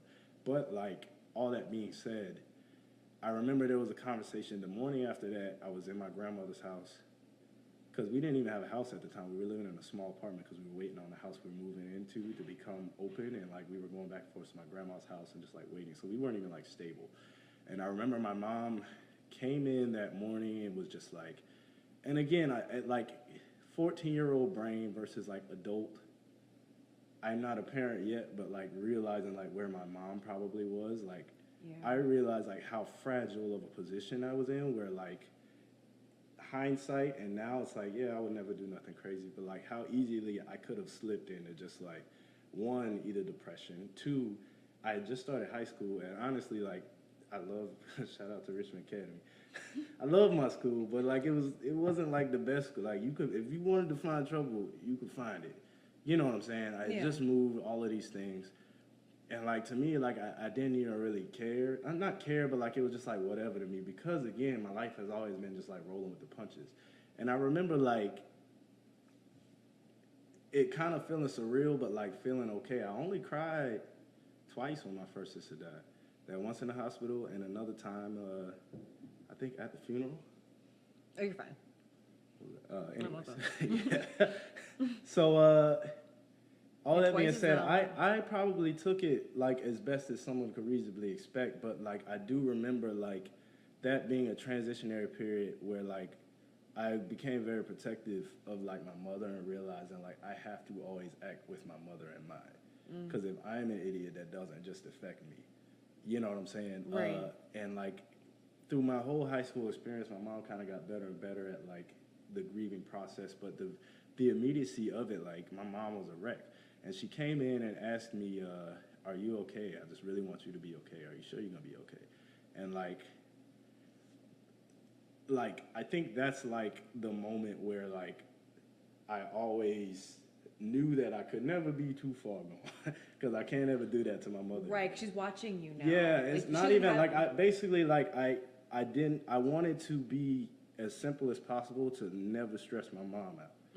Or really my parents in general. But Yeah. like I was just like, okay, let me just like, now that doesn't mean I just became some golden child or nothing like that, but I just was like, let me not add to her stress. Right. And that's not That's like a big burden to bear. yeah, but for a yeah, and kid. it sounds like heavy, but like really it wasn't like a conscious thing. It's just like a mentality that I took on, where it's like, yo, if I can help my mom by being okay and figuring shit out, like that's what I need to do. And so I think that's like the root of just my like, I have a lot of figure it out to me. Yeah. Where it's just like I don't like, hey man, it'll be all right, I'll figure it out. Like I've always kind of just inserted myself in environments and just been like, it'll sort itself out. Honestly, most of the shit that people tell themselves is a big deal in the moment isn't that big a deal. Right. And that kind of opened me to just like the big picture mindset of like the things that you allow to stress you and or break you, and the things that you don't, because ultimately it's still something that you respond to, and you have to, live with and move with. But all that being said, it's almost strange because my older sister was like the golden child. Like she could do no wrong. She was like a leader. She was like bossy. Like she could do it. She could skateboard. She was the runner-up to the homecoming queen. She could like, Wow. yeah, she was Go getter. yeah, she was just all around, checked all the boxes. And then she got sick, and nobody kind of knew it. And my middle sister was always kind of like the middle child. Problematic. Yeah, getting into trouble, doing yeah. the shit she wasn't supposed to do. Yeah. So like with that in mind, I was the only boy, and I was the baby. So like, I was just kind of trying to stay out the way. But Right. like, all that being said, after my oldest sister passed away, I go through high school, I go through college, and me and my other sister are living these like... Your dog's having his moment. No, sorry. You're good. Me and my other sister are having like parallel lives, but like weirdly, me and my middle sister were never that close, particularly growing up. I mean, we were brother and sister, but like we were like polar opposites, like in every way, like to where I'm super even keeled. I'm hard to like get too up or down. Like I'm a different version of like right here more often than not. Now Right. there's certain shit I'll say at work here that I won't say at work and vice versa. But I'm usually just like, I try to take the calm, cool, collective route. My sister was like, Really, really. she was a just lot. like, Messy, yeah, messy. no, I wouldn't even use the word messy. Or she was like, emotionally. yeah, chaotic? she's just very charged. So like, Yeah. I meant like well, messy, like yeah, kind of yeah, like no, emotionally. that's what I'm saying. Like she's Mhm. very emotionally driven, where I Yeah. am very not. That was like me and my brother. I try yeah. not to ever let my emotions drive my reactions, like, Right. and where she is, and like she kind of would find herself. Oh, is it almost 2:40? No, you're good. We're good. All that to say, let me hurry up. No, you're good. We will have time. We're gonna come back to this another Yeah, time. I was gonna This say we're only like we haven't even got. beyond. I'm long-winded. I'm sorry. It's beyond. All that to say, so blah blah blah blah blah. I'll fast forward through life. Like No, you're good. me and my other sister, she was like, again, it's weird because like me and all of my sisters are like a different version of the same person. Like each of my sisters was just as like, they're like me, the same version of me. We're all the same, and like I didn't even realize like how much of outliers that we could have potentially have been, like just as a family unit, because like that's just what we were. My other Right. sister, she was like a performance. She could sing, she could dance, she wrote all. She was a creative. Like She's an artist. And no, all jokes aside, and I don't say this just because it's easy to say, and I would tell her this to her face. She was literally a creative genius. Like she could just throw shit together. She could dance. She could sing. She wrote songs. Like she was like the ultimate organizer. She was just like, if she wanted something, she was just very driven toward it. But like you couldn't tell her what to do. You know what I'm saying? Yeah. So like basically, I will fast forward just to get to where her story. We don't have to fast forward either. No, but I do want to at least talk about it really quick, because so she like we can come back to it. yeah, If it I'll be doesn't- transparent. Like my sister also with that, I literally call her a female Kanye West. That's the best way to describe her. All the bright things about then think it's easy 2023 Kanye West. Oh, he says crazy shit. I totally get it though. I know exactly what you're Like saying. it's easy to say that at Kanye in the moment, but think about Kanye's entire arc and like the beautiful art that he's created, and two, even in his most crazy rants now, if you really listen to it, he's trying to say something, he's just not good at saying it. Right. You know what I'm saying? And There's like a lot there. She yes, and like there's still a lot of depth and richness to the argument that he's attempting to make. Now that doesn't mean everything he says is He'll offensive. present it well, but Yeah. you can see where the initial like Yeah. genius thought Yeah, like and is and trying sometimes to, it gets bastardized, and that's the perfect example because sometimes that's how my sister was. My sister too was also bipolar, so she was like relatively. I don't want to use the word stable, and I try to be respectful to all of the people, all of her, like from cradle to grave, literally, because she lived a lot of her adult life, quote unquote stable, but she still like she never had like a traditional career, anything along those points. Like she did what she wanted to do, like she had passion projects, things like that. But a lot of them would take off off the ground, and like she would pass them off and just move on because she just like creating things and like doing things that she was interested in. Right. All that to say, COVID hit, she kind of went into a pretty deep depression. And this is where I always I don't want to use the word kick myself, but like, I always wonder if I could have been more proactive as her brother to just like interact with her more, because she was such an out and about person. COVID really was hard for her because she just kind of locked herself in her room and was scrolling on her phone all day, and she got depressed. And that was really hard for her. And basically, peak COVID, she kind of had an overcorrection where she had gained a lot of weight during COVID, et cetera, et cetera. She kind of had a kick herself in the pants moment where she's like, I'm going to get off my ass. I'm going to do all this. She lost, like, I think close to 100 pounds in less than a year. All that being said, somehow that ended up, she ended up not wanting to ever get on medication again, which is, that's not even a rabbit hole I want to go down. But also simultaneously, she ended up hanging out. My sister used to live sober. And it's almost weird because when I found out she was using, I don't even know if drugs is the word, she would abuse alcohol for the most part. She never drank because it didn't mix well with her medication. Right. And then take like THC gummies and shit like that. But like all of that combined with her like state of mind weren't always healthy. Right. And she could go very manic at moments and then it would turn into a suicidal ideation. Right. But all that being said, after the overcorrection hit, she started hanging out in the wrong crowds and like overcorrected and started dabbling in different drugs, and then addiction came into play. And then it like the last 2 years of my sister's life were just very like chaotic to where there's been multiple times. That's one of the reasons I actually left the Pentagon. You wanted to talk about professional. I couldn't justify like what is important to me. Like I keep showing up to this job that's prestigious and I wear suits every day and I'm next to all the generals and the secretaries and I'm feeling really self-important, but I don't have the time and energy to give to my family when my sister is in and out of hospitals and overdosing multiple times. So that was one of the big drivers to why I quit the Pentagon. I just couldn't. Wow. And I kind of quit the Pentagon on a whim. I didn't have a job. I was just like, I don't know what I'm going to do, but I know I can't do this all at once, you know? So she had a very dramatic last couple of years, like the typical cycles of addiction where it comes to overdose, where unfortunately like people would take advantage of her. She got assaulted a couple of times. And this is the only reason I talk about it so frankly is because I know she will want me to tell that part of the story because it's important. And she would have like the mental health challenges that will present on top of addiction and relapse and recovery and the cycle and all of the things. But ultimately,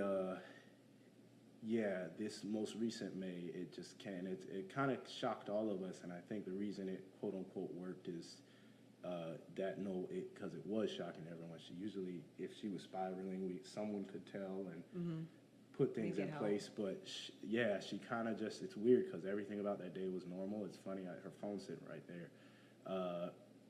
One of the last things saved on her phone is like some dumbass fucking TikTok, which is a whole nother rabbit hole. Oh God, no. But it's like it was a TikTok about like a certain Benadryl trip that you can have if you take certain amounts, and I guess I was expecting that. I thought it was gonna be like a dumb, like a comedy thing. Yeah, but not that. No, it's fine. I don't care. Not that I don't care, but yeah, but still, like, sensitive. Yeah. But all that being said, she ended up overdosing after trying whatever that was. I don't know what her intent was. I may never know. Well, not that I may never. I never will know. From that, you think it was from that? No, that's what it was. Oh my God, she took insane. a certain amount of Benadryl and it just like took her over the top. It's actually weird because I was sitting on the couch and my parents called me around 10 o'clock that night, and they were looking for her phone because I have her like phone location, and they were like, "Do you know where her phone is?" But she was at her friend's house and kind of started ODing, but the ambulance picked her up and they pumped her stomach. She was fine, and it was weird because they checked her in the hospital at night. Everything seemed to be fine. I told my parents to call the next morning. Let me know how it went, and then the next morning around 7 in the morning, I got a call that overnight. What is the word called? She aspirated, I think it's called. Basically, yeah. Oh my gosh, No. That. Is that it? Asphyxiation? Whatever the word is. Yeah, but she choked on her own vomit. Oh God. And she was on a ventilator for most of the day, but like all the details aside, she couldn't be saved. And that was in May. So that was kind of just a shock to everyone. But all of that being said, like between her mental health struggles and diagnoses, like the addiction troubles and then the trauma that, people victimized her, and ultimately like the struggles of life and like living with a depressive disorder. And having lost, like, she was really close to my sister. Like, losing my first sister was very hard for her. All of those things combined. So many variables. Ultimately, like, not to, like, shift, quote unquote, blame, but, like, the system failed her too, because, like, she didn't have, like, she would get checked into institutions where people could see that she needed help, but because she didn't have the big fancy insurance, like, she's there for a day, put her back on the street. Right. You know what I mean? Mm-hmm. And like, a lot of times she'd be begging for help, but, like, Right. you know, we're not rich. We can't pay for it. They're not, like, to brag. Like, I've put my sister in rehab facilities on a credit card and just ate it. Yeah. Because what the fuck else? What else are you gonna do?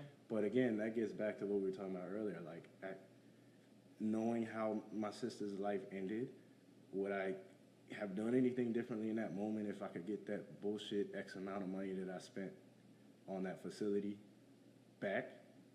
You know what I'm saying? Right. No. You wouldn't change I'm still you're so comfortable with your glad to decisions know that that you everything made. that I could do in a moment, I Yeah. know that I did. You know what I'm saying? And, Yeah. like, I know that she didn't call me because she knew if she did, I would know, and I would stop her. You know what I'm saying? Because, Yeah. like, just like everybody knows their sibling, like, you grew up with them. Right. There's certain things that I'm comfortable with just because I know her, like, intimately. Like, it's still my sister. Right. You know what I'm saying? So, like, and understanding that she wasn't in the greatest state of mental health, and, like, your decision making gets compromised when you're in those decisions, and she did go through a lot of trauma and all of that. But all that to say, it's weird just in general, just because of quote unquote tragedy and how it defines you, and, like, having lost two sisters, both of my sisters, it's strange because insane. it's like quote You're so unquote young, what are the and it's just and it's like, I'm so young, what are the chances? Why me? Why not me though? You know what I'm saying? And that gets back to, why can't I get hit by a semi when I leave this house? And it sounds morbid, but it comes back to just living, like, your life with every moment, realizing this moment is all I have. I can't go back and I can't fast forward. I can do with what I can with right here, right now, and none of this shit's promised. Like, I joke around with people who I know all the time, like, you could die. You could die today. And I say it, like, jokingly, but, like, it's true. How funny, but not. Yeah, like, no, you can die. well, And keeps if you you grounded. live with that, it keeps you grounded, that, like, really all the shit that we tell ourselves is important. When real shit happens, like, what does that mean? Yeah. No, You I know? mean, I definitely think that that's a good way of approaching your life. You know, like, I think I kind of look at my life, like, with the end in mind at this point, in a way that's positive now versus negative. I guess we don't, like, wrap this up, like, a last question just for today, because we're definitely going to talk again. There's so much here. But I guess my last question is going to be, like, the whole theme of, like, my podcast really is, like, sharing people's stories and their journeys and stuff. And if you were to be speaking to an audience and there's somebody in listening who has been through something similar that you have been through with losing siblings specifically, is there a piece of advice or something that you would share with that person, or either loss in general, but specifically siblings? Yeah. No, because it's very unique. Because it's, like, particularly, like, for me speaking, like, my biggest quote unquote fear with this is that now my childhood is dead. And that's why I'm so big on, like, I have so many pictures of my sisters and, like, my family, and, like, my children, whatever children I have, will never know either of their aunts. And that's a hard pill to swallow. Like, that's weird. That's weird. That's not the life anybody imagined. And then, again, to get back to my parents, like, both of them are, like, if anybody who's met my parents, nobody can say a bad thing about either of my parents. And I don't say that because they're my parents. Like, that's just really the kind of people they are. Yeah. So, like, it gets back to the life lesson of, you can do everything right, and sometimes fucked up shit happens and you can't take it personal. But, like, speaking specifically to sibling loss, I would say, like, most importantly, it's finding, again, everything gets back to the theme of balance, the balance of always honoring your lost one's legacy, but also not feeling like you have to carry the burden because they're not here. You know what I'm saying? So, like, I will take every opportunity to tell each of my sisters' stories, and it's almost like I almost none of what I just said justifies the entire story because there is so much. We're gonna go over it again. Yeah, we're gonna revisit this. Like this is it. Almost like none of it does. We're gonna do much justice. of it We're justice. gonna do but justice. like ultimately, like you do what you can to honor your legacy, but realize you don't carry the burden, and you still have to find ways to fulfill yourself and live carefree, but also find opportunities depending on how your sibling.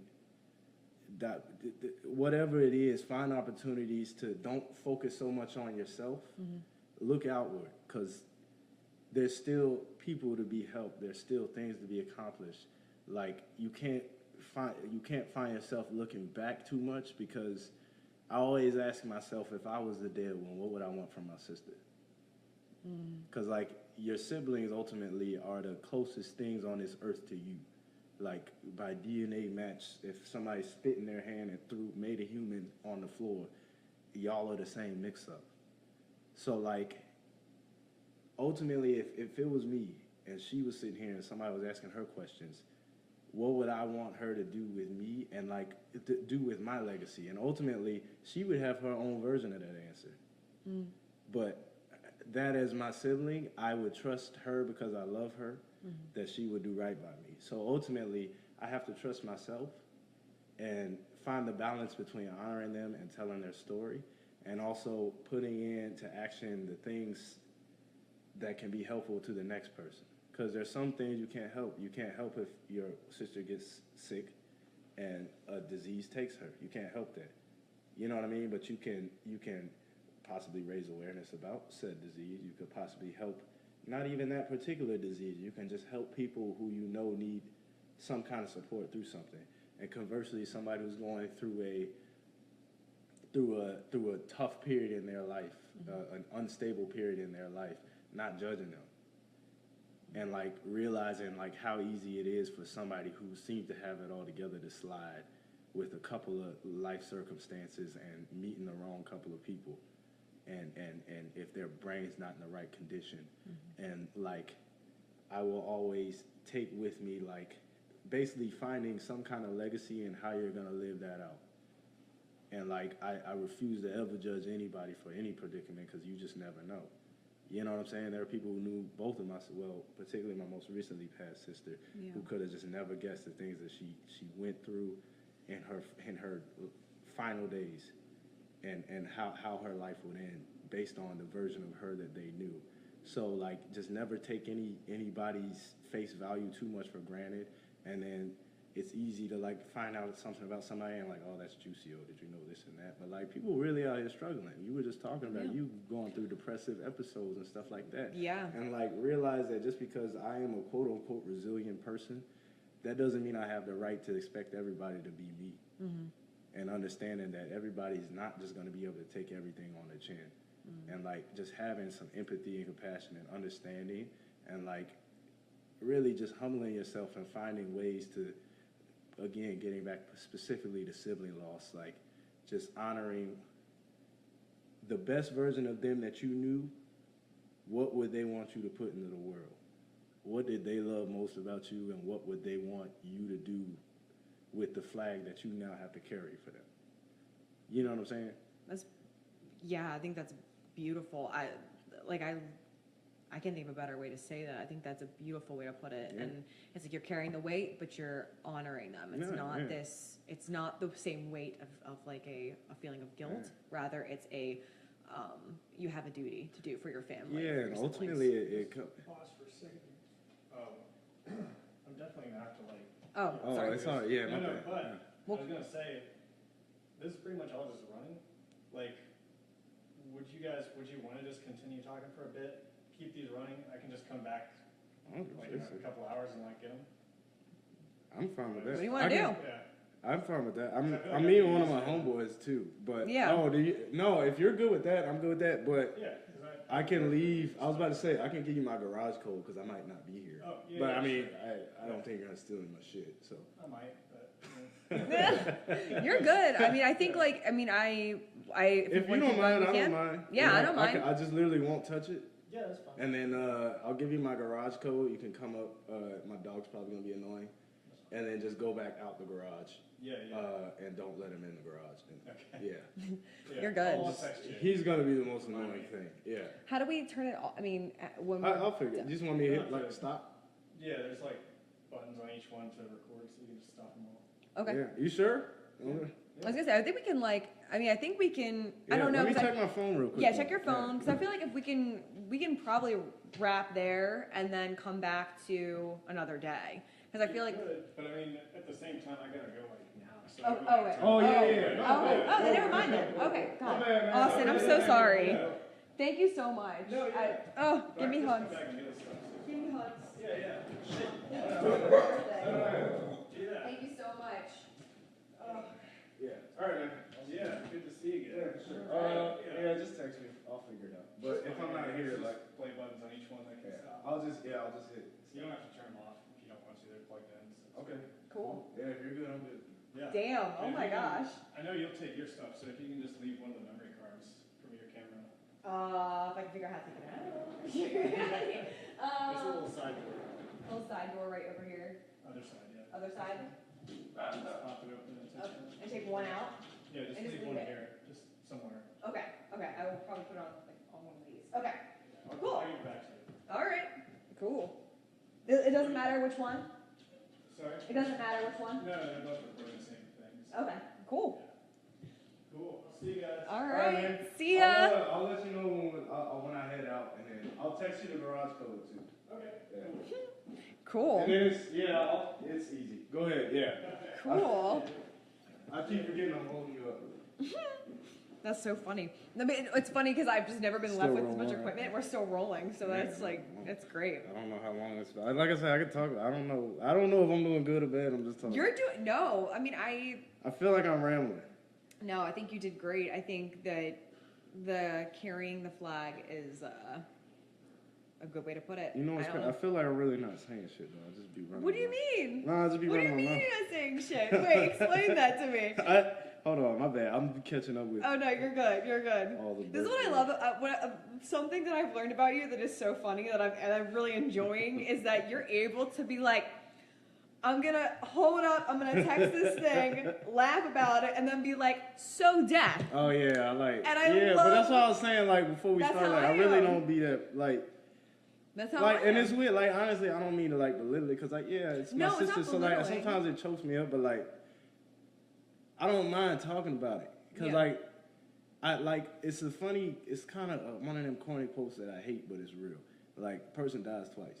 You ever heard that? No. People die twice. When they die, and the last time somebody speaks their name. Like, ultimately, because that's your legacy. Your legacy is what you leave on this earth and the people that continue on the time you had here. And so, like, I will never mind talking about either of my sisters because that's how I keep them alive. Wow. You know? I've never heard that quote before. Really? No. Well, I didn't make it up for That's the a record. beautiful. That's a beautiful I quote. I cannot take credit for it. I mean, it makes so. sense though, and I've been thinking a lot about like legacy in general too. My family has like a really long history, and I just talked to an uncle of mine, and just talking about just how hard it was to go through, you know, the Great Depression and stuff, and sort of just the struggles of my grandparents' history. Yeah.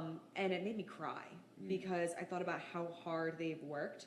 And that's the last living sibling of that group. Yeah. So that's the last one that will be able to Tell that story. story. Yeah. And it made me cry because I just thought of how hard that they've Well, worked. now And it's the it's- last now person you- that's going to. Now you so can tell that story. I will, And yeah. it's funny enough because like you say that, like I mentioned it like in passing, like. Well, there's 2 points that I kind of want to make. Yeah, yeah. I can go 2 different directions from there, but I'll speak to more. We got the directly what cameras you now. just said. We're set. The first is like the importance of like just telling other people's stories, which sounds corny because like we're doing this podcast. But hold on, let me. So basically, what you were saying about just like it reminds me of like my dad and his upbringing and his like I told you, my dad grew up in the '60s, Augusta, Georgia. Yeah. Like That's a and that's something that people like nowadays. All the race discussion is like CRT and like is the police force and this and that. But like ultimately, like regardless of however you feel about any of that, and I'm not even here to talk about because all of that's been covered so much. think about how far we have come in one lifetime. You know It's what I'm saying? lot. Like, and that's It's a not lot. like, yeah, and it's like I'm just so grateful that like I live when and where I do. Like it's like aside from everything that's happened, there's still no better. There's no other time and place or person I would have been born as. There's nobody in the world I would trade lives with. Excuse me. Like to this day, and like I think that's rooted in where I come from. When my dad grew up in a house with 9 siblings, that's half the size of this house, and they're all piled onto a bed. And before that, my granddad was born on a farm in rural Georgia in segregated South in 1921. Like, fill in the fucking blanks. That's crazy. You know what I'm saying? Before Yeah, that, that's my insane. great-grandfather, but like ultimately, like they still just persevered. Like they didn't let that break them. You know what I'm saying? Yeah. So like, what do I look like letting anything break me? And that almost like segues into my second point that I wanted to make is that like when you look at things from a grander perspective, it makes it a lot harder to feel sorry for yourself. Because most of our modern problems, even like shit that you see in the news, like millennials can't buy homes, Right. millennials aren't matching. Regardless of all of that, most people still have Wi-Fi, air conditioning, and a couch. And I'm not saying there's not people out there starving without housing security, all of that. But I'm saying most people, even if they don't have the best amount of housing security, most of their problems compared to problems of people of the past are mostly made up. Yeah, a lot of them are due to overthinking. The problems that people have in 2023, people in 1923 would have begged for. Think about. I think totally about. agree. Like, look. Before this started, Sorry, I was sweating. I agree with that so much. Before this started, I was sweating. Now I'm cool. I'm a little bit cold. In September. Yeah. Think about but now if you think about that in the immediacy scale, it's like it's a little cold in here. I should have brought a jacket. Think about how small that is and thinking about your problems. And yes, there's the immediacy of I should wear a jacket. But this is a privilege created problem. Because the air conditioning is working too fucking good. I called it a first world problem. That's the joke, first world problems. First world but problem. and it's funny. Yeah. 2012 memes, but like really think about it. Oh no, it's for real. Yeah, like it's for real. I'm complaining because I'm cold. Yes. Because the air conditioner is working too good. I literally was just saying this, I think, to my therapist, because I have 2. And my therapist, and I was saying, you can grab your dog, and I was just saying how, I think, just looking at my life, I feel so grateful for the problems that I have. Yeah. Like, I look at my problems, and I think, okay, you know, I have 2 therapists, because I'm trying to work out, like, you know, I work out childhood things. I'm constantly in process. And it's like, wow, having 2 therapists, that's what a gift that I get to have those people to work out this stuff with. Or, you know, I have a relationship trying to figure out, you know, my first long-term relationship. That's very hard for me, just due to my upbringing, right? What a great problem to have. Yeah. Like, I want to have kids one day. Okay, trying to figure out health stuff. Like, what a great gift to have. A good way to put it is like... I don't know, does that make sense? Next time you catch yourself feeling sorry for yourself, and I'm not saying to belittle people's problems, but like think about all the conditions that are going right in your life that allowed that problem to exist. Mm-hmm. You know what I'm saying? And like, yes. Ultimately, again, like it's not like my life has ever not been without problems, but like you still have to return yourself to a point of gratefulness. Mm-hmm. Like, because sometimes your problems are a privilege. Yeah, I think a lot. I would argue that a lot of our problems are privileges, even when we think we have problems due to other people's privilege. I think it's I don't know, the whole thing is a dumpster fire. But ultimately, like, it comes down to, like, because everybody, like, politics is the new religion. Yeah. To where everybody filters, like, everybody is going in their own spiritual direction to where you can walk into most public spaces and nobody is going to stop you for what you believe. As to where in 1950, if somebody, you're an atheist, right, cast him out of town. You know what I mean? So, like, with that, I'm not saying that's right or wrong. I'm not here to preach to anybody what they should believe, but ultimately, like, that still is an inherent change in society that has really only happened a handful of times in all of history. So, like, with that comes a shift in how our public discourse, the things we gather around, the morality we agree upon. And right now, the reason why everything fucking sucks so much is because the only moral indicator people can all unify behind is two shitty political parties. Right. You know what I mean? Which is really upsetting. Yeah, but like ultimately, like there's shaky ground under each. Yeah, no, well, and that's not even the point I wanted to make. And I lost my train of thought. Talking about like religion, like talking about religion. It's like people. Well, no, I was saying like when it comes to. Sorry, I lost my train of thought. You're good. Looking at the dog. You're good. Ultimately, like politics is a new religion, right? And that's like what people find their morality in. But ultimately, like you have to be able to remove yourself from like whatever circumstance, world you were born into. And like a lot of people will be like, oh, well, I can't turn off being black. Of course not. Oh, I was born gay. I identify as this and that, and I refuse to ever like not acknowledge who I am. And like I'm not arguing that you should never not. Like I'm wake up black as shit and I go to sleep black as a motherfucker. Like I like being black. Like, and it's actually I think a lot of people are surprised that like how I've never like, heard somebody say that. Yeah, like no, like it's like the thing is like it's a lot of people are surprised that like anyway it's a rabbit hole. I don't want to go down it. No, you're good. But you can if you want. Yeah. I know because I was trying to make a bigger point of like. Ultimately, it's easy to get wrapped up in that, whatever the fuck it is. Insert an identifier. Mm-hmm. I am a poor Appalachian white straight male, and this is my plight. I am a transgender second claimed woman from. I don't mean to belittle it, but you get what I'm saying. I identify as a non-binary, and I live in Houston, Texas, and these markers. Yeah, like insert whatever. Like bigger picture, it doesn't matter.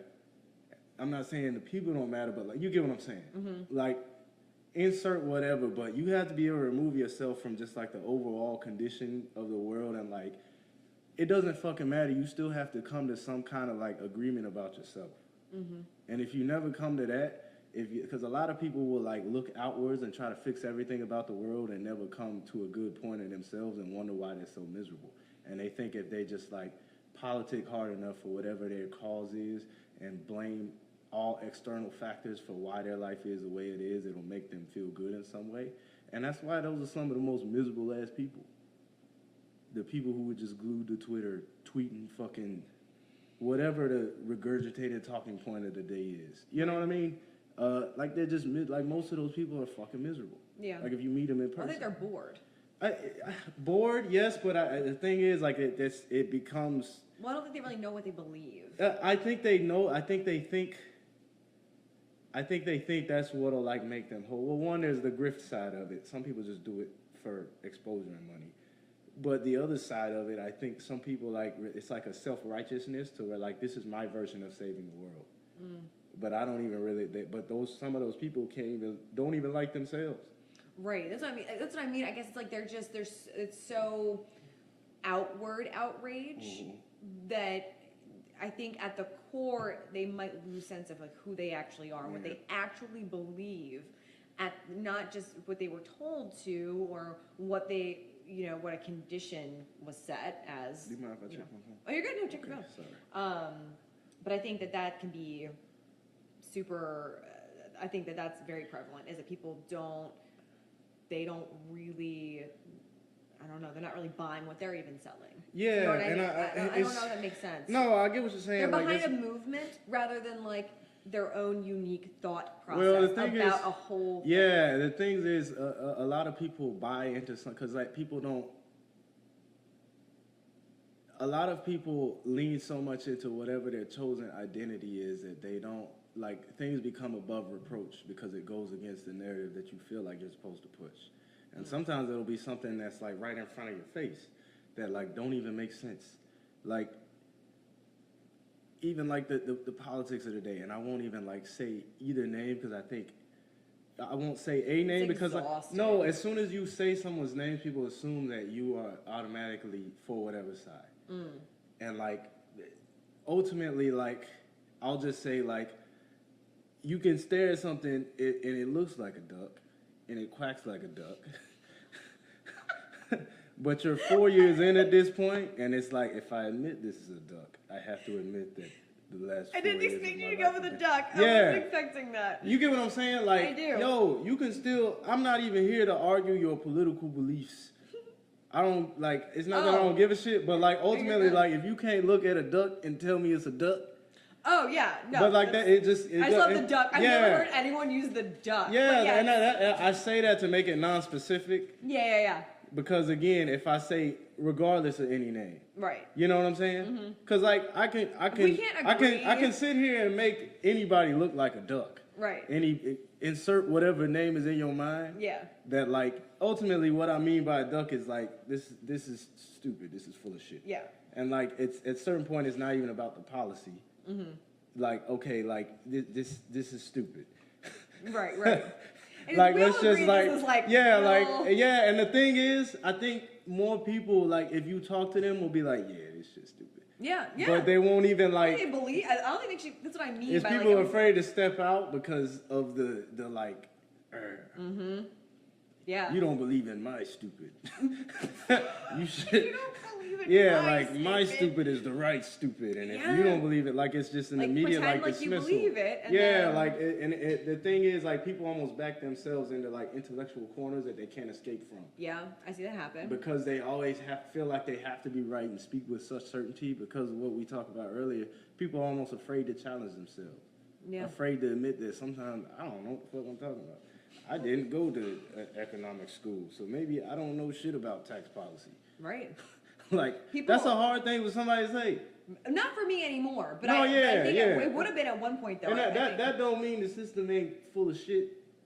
Yeah. But you, as a person who, let's just say, welds boats for a living, and there's nothing wrong with welding. I'm not even belittling that. No. Somebody has to weld boats, and I'm pretty sure people who weld boats make a lot of money.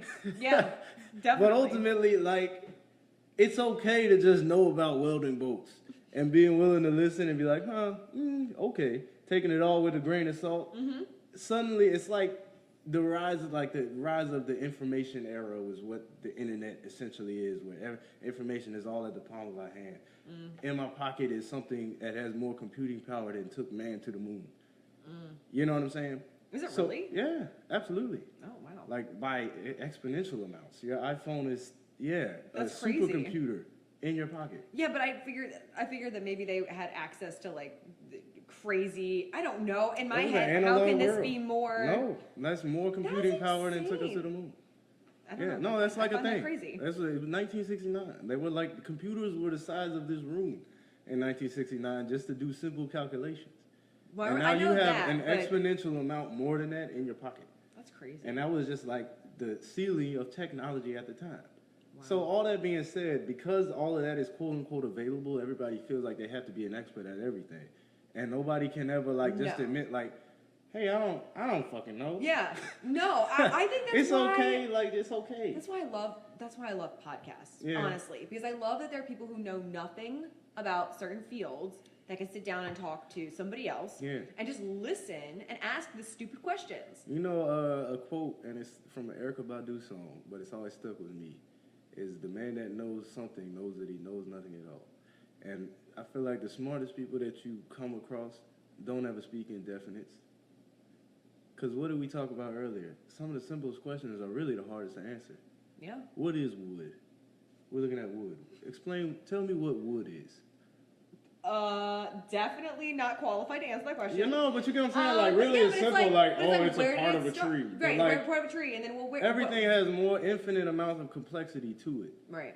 And like nothing is special in that sense. Like what is anything?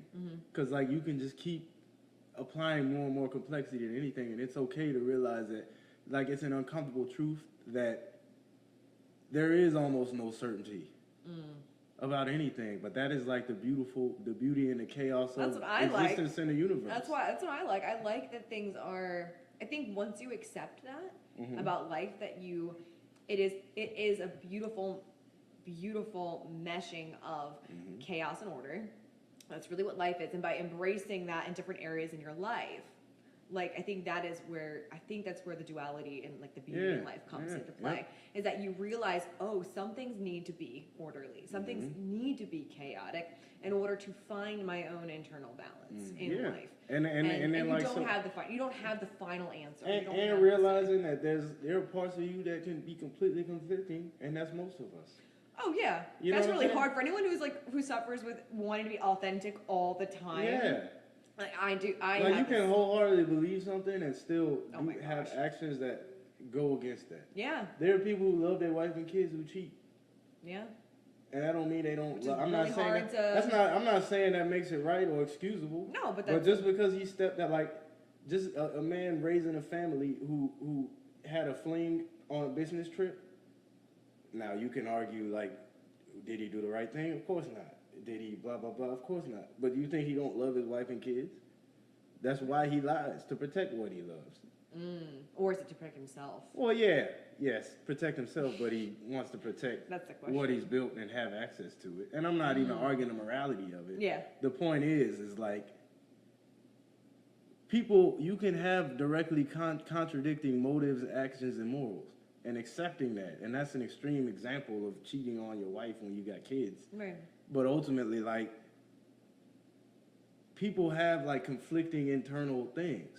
And like, what you believe and what you know is right isn't always what you do. And like, it's the phrase is giving yourself grace. I hate buzzwords and catchphrases, but that's really what it is. I kind It's of like that one to some degree, though. Yeah, no, I and do. that's what I'm saying. There's validity to it, but like I like the grit and cynic grace, in me, though. like I like rolls grit and my grace. eyes. Yeah, I do. no, that's I like, fair. That's fair. I like give yourself grit and grace because I think that grit to power through hard things. I think grace to understand the things that you, the things that just have to be the way they are, the things that just must be. But Yeah. I know that you probably have to go soon, right? No. I mean, however much time you got. No, you're good. You're good. Yeah. Let me. But I check my definitely text. want to. I mean, I think a good way to kind of like pull together, like I said, was sort of that message to people who've lost siblings. I think is really powerful. And then hopefully, if you're open to it, we can meet again and Yeah, let me do a know. further episode. Yeah, I would like to do. I don't mind you coming here, but you That'd be don't have to amazing. come here either. But No, I mean, I my stuff's my stuff. Like even if Austin's not available, my stuff's portable too, Okay. so I can bring it wherever. Yeah, just let me know. But you but- got my phone number now too. I do. I'm not always on Insta. Sometimes I delete the app just because I don't like being on it. All the Yeah, time. yeah. I put my phone on like black and white. mode Yeah, sometimes like 'cause I don't like just to. because if I feel like I'm in it too much, more recently on weekdays I'll just delete it. Oh, okay. And anyways, that's not the point. No, you're good. You're good. But yeah. So if you want, if you're open to it, maybe a good way to close this would be like, are you open to doing another interview Yeah, about? sure. I would like to know about your work life. Like I know that alone is its Yeah, own it's a lot. insanity. I can't even I literally have notes on my phone. Yeah, I was about From to say talking it's with like Austin, let me see. Just the Navy in general. Like you got crazy stories from the Navy. Yeah. You worked for the government, right? Yeah. And you worked kind of Pentagon. under Trump's whole Yeah, thing. yeah. Like there's just so much. There's so much there. So Yeah. if you're open to it, would you be okay with that? No, absolutely. Just let me Yes. know. Yeah. All right, great. 'Cause thank you so much for coming on my show, and I appreciate your time and you sharing your experience with just your upbringing and your family. And I feel like I can't wait to hear more even about your sisters like next time because I feel like you really did a beautiful job at honoring them today. So thank you for sharing. Well, I'm glad you feel that way because I always feel like I'm rambling. But No, it was beautiful. I was very touched. So Cool, thank you for sharing your time. all right, awesome. All Yeah, right, look at thank that. you. Gotta shut these guys off. Yeah. Let me see here. Yeah, thank you so much. This was so lovely. I really don't like. I really feel like I'm rambling more. No. You're good. Because I really can't. If I almost like if I take notes, I put things together a lot better. Okay, I took off. Well, maybe next time if you want to for like a work one, maybe we can write some more notes down if you'd like. Oh, you're good. You're good.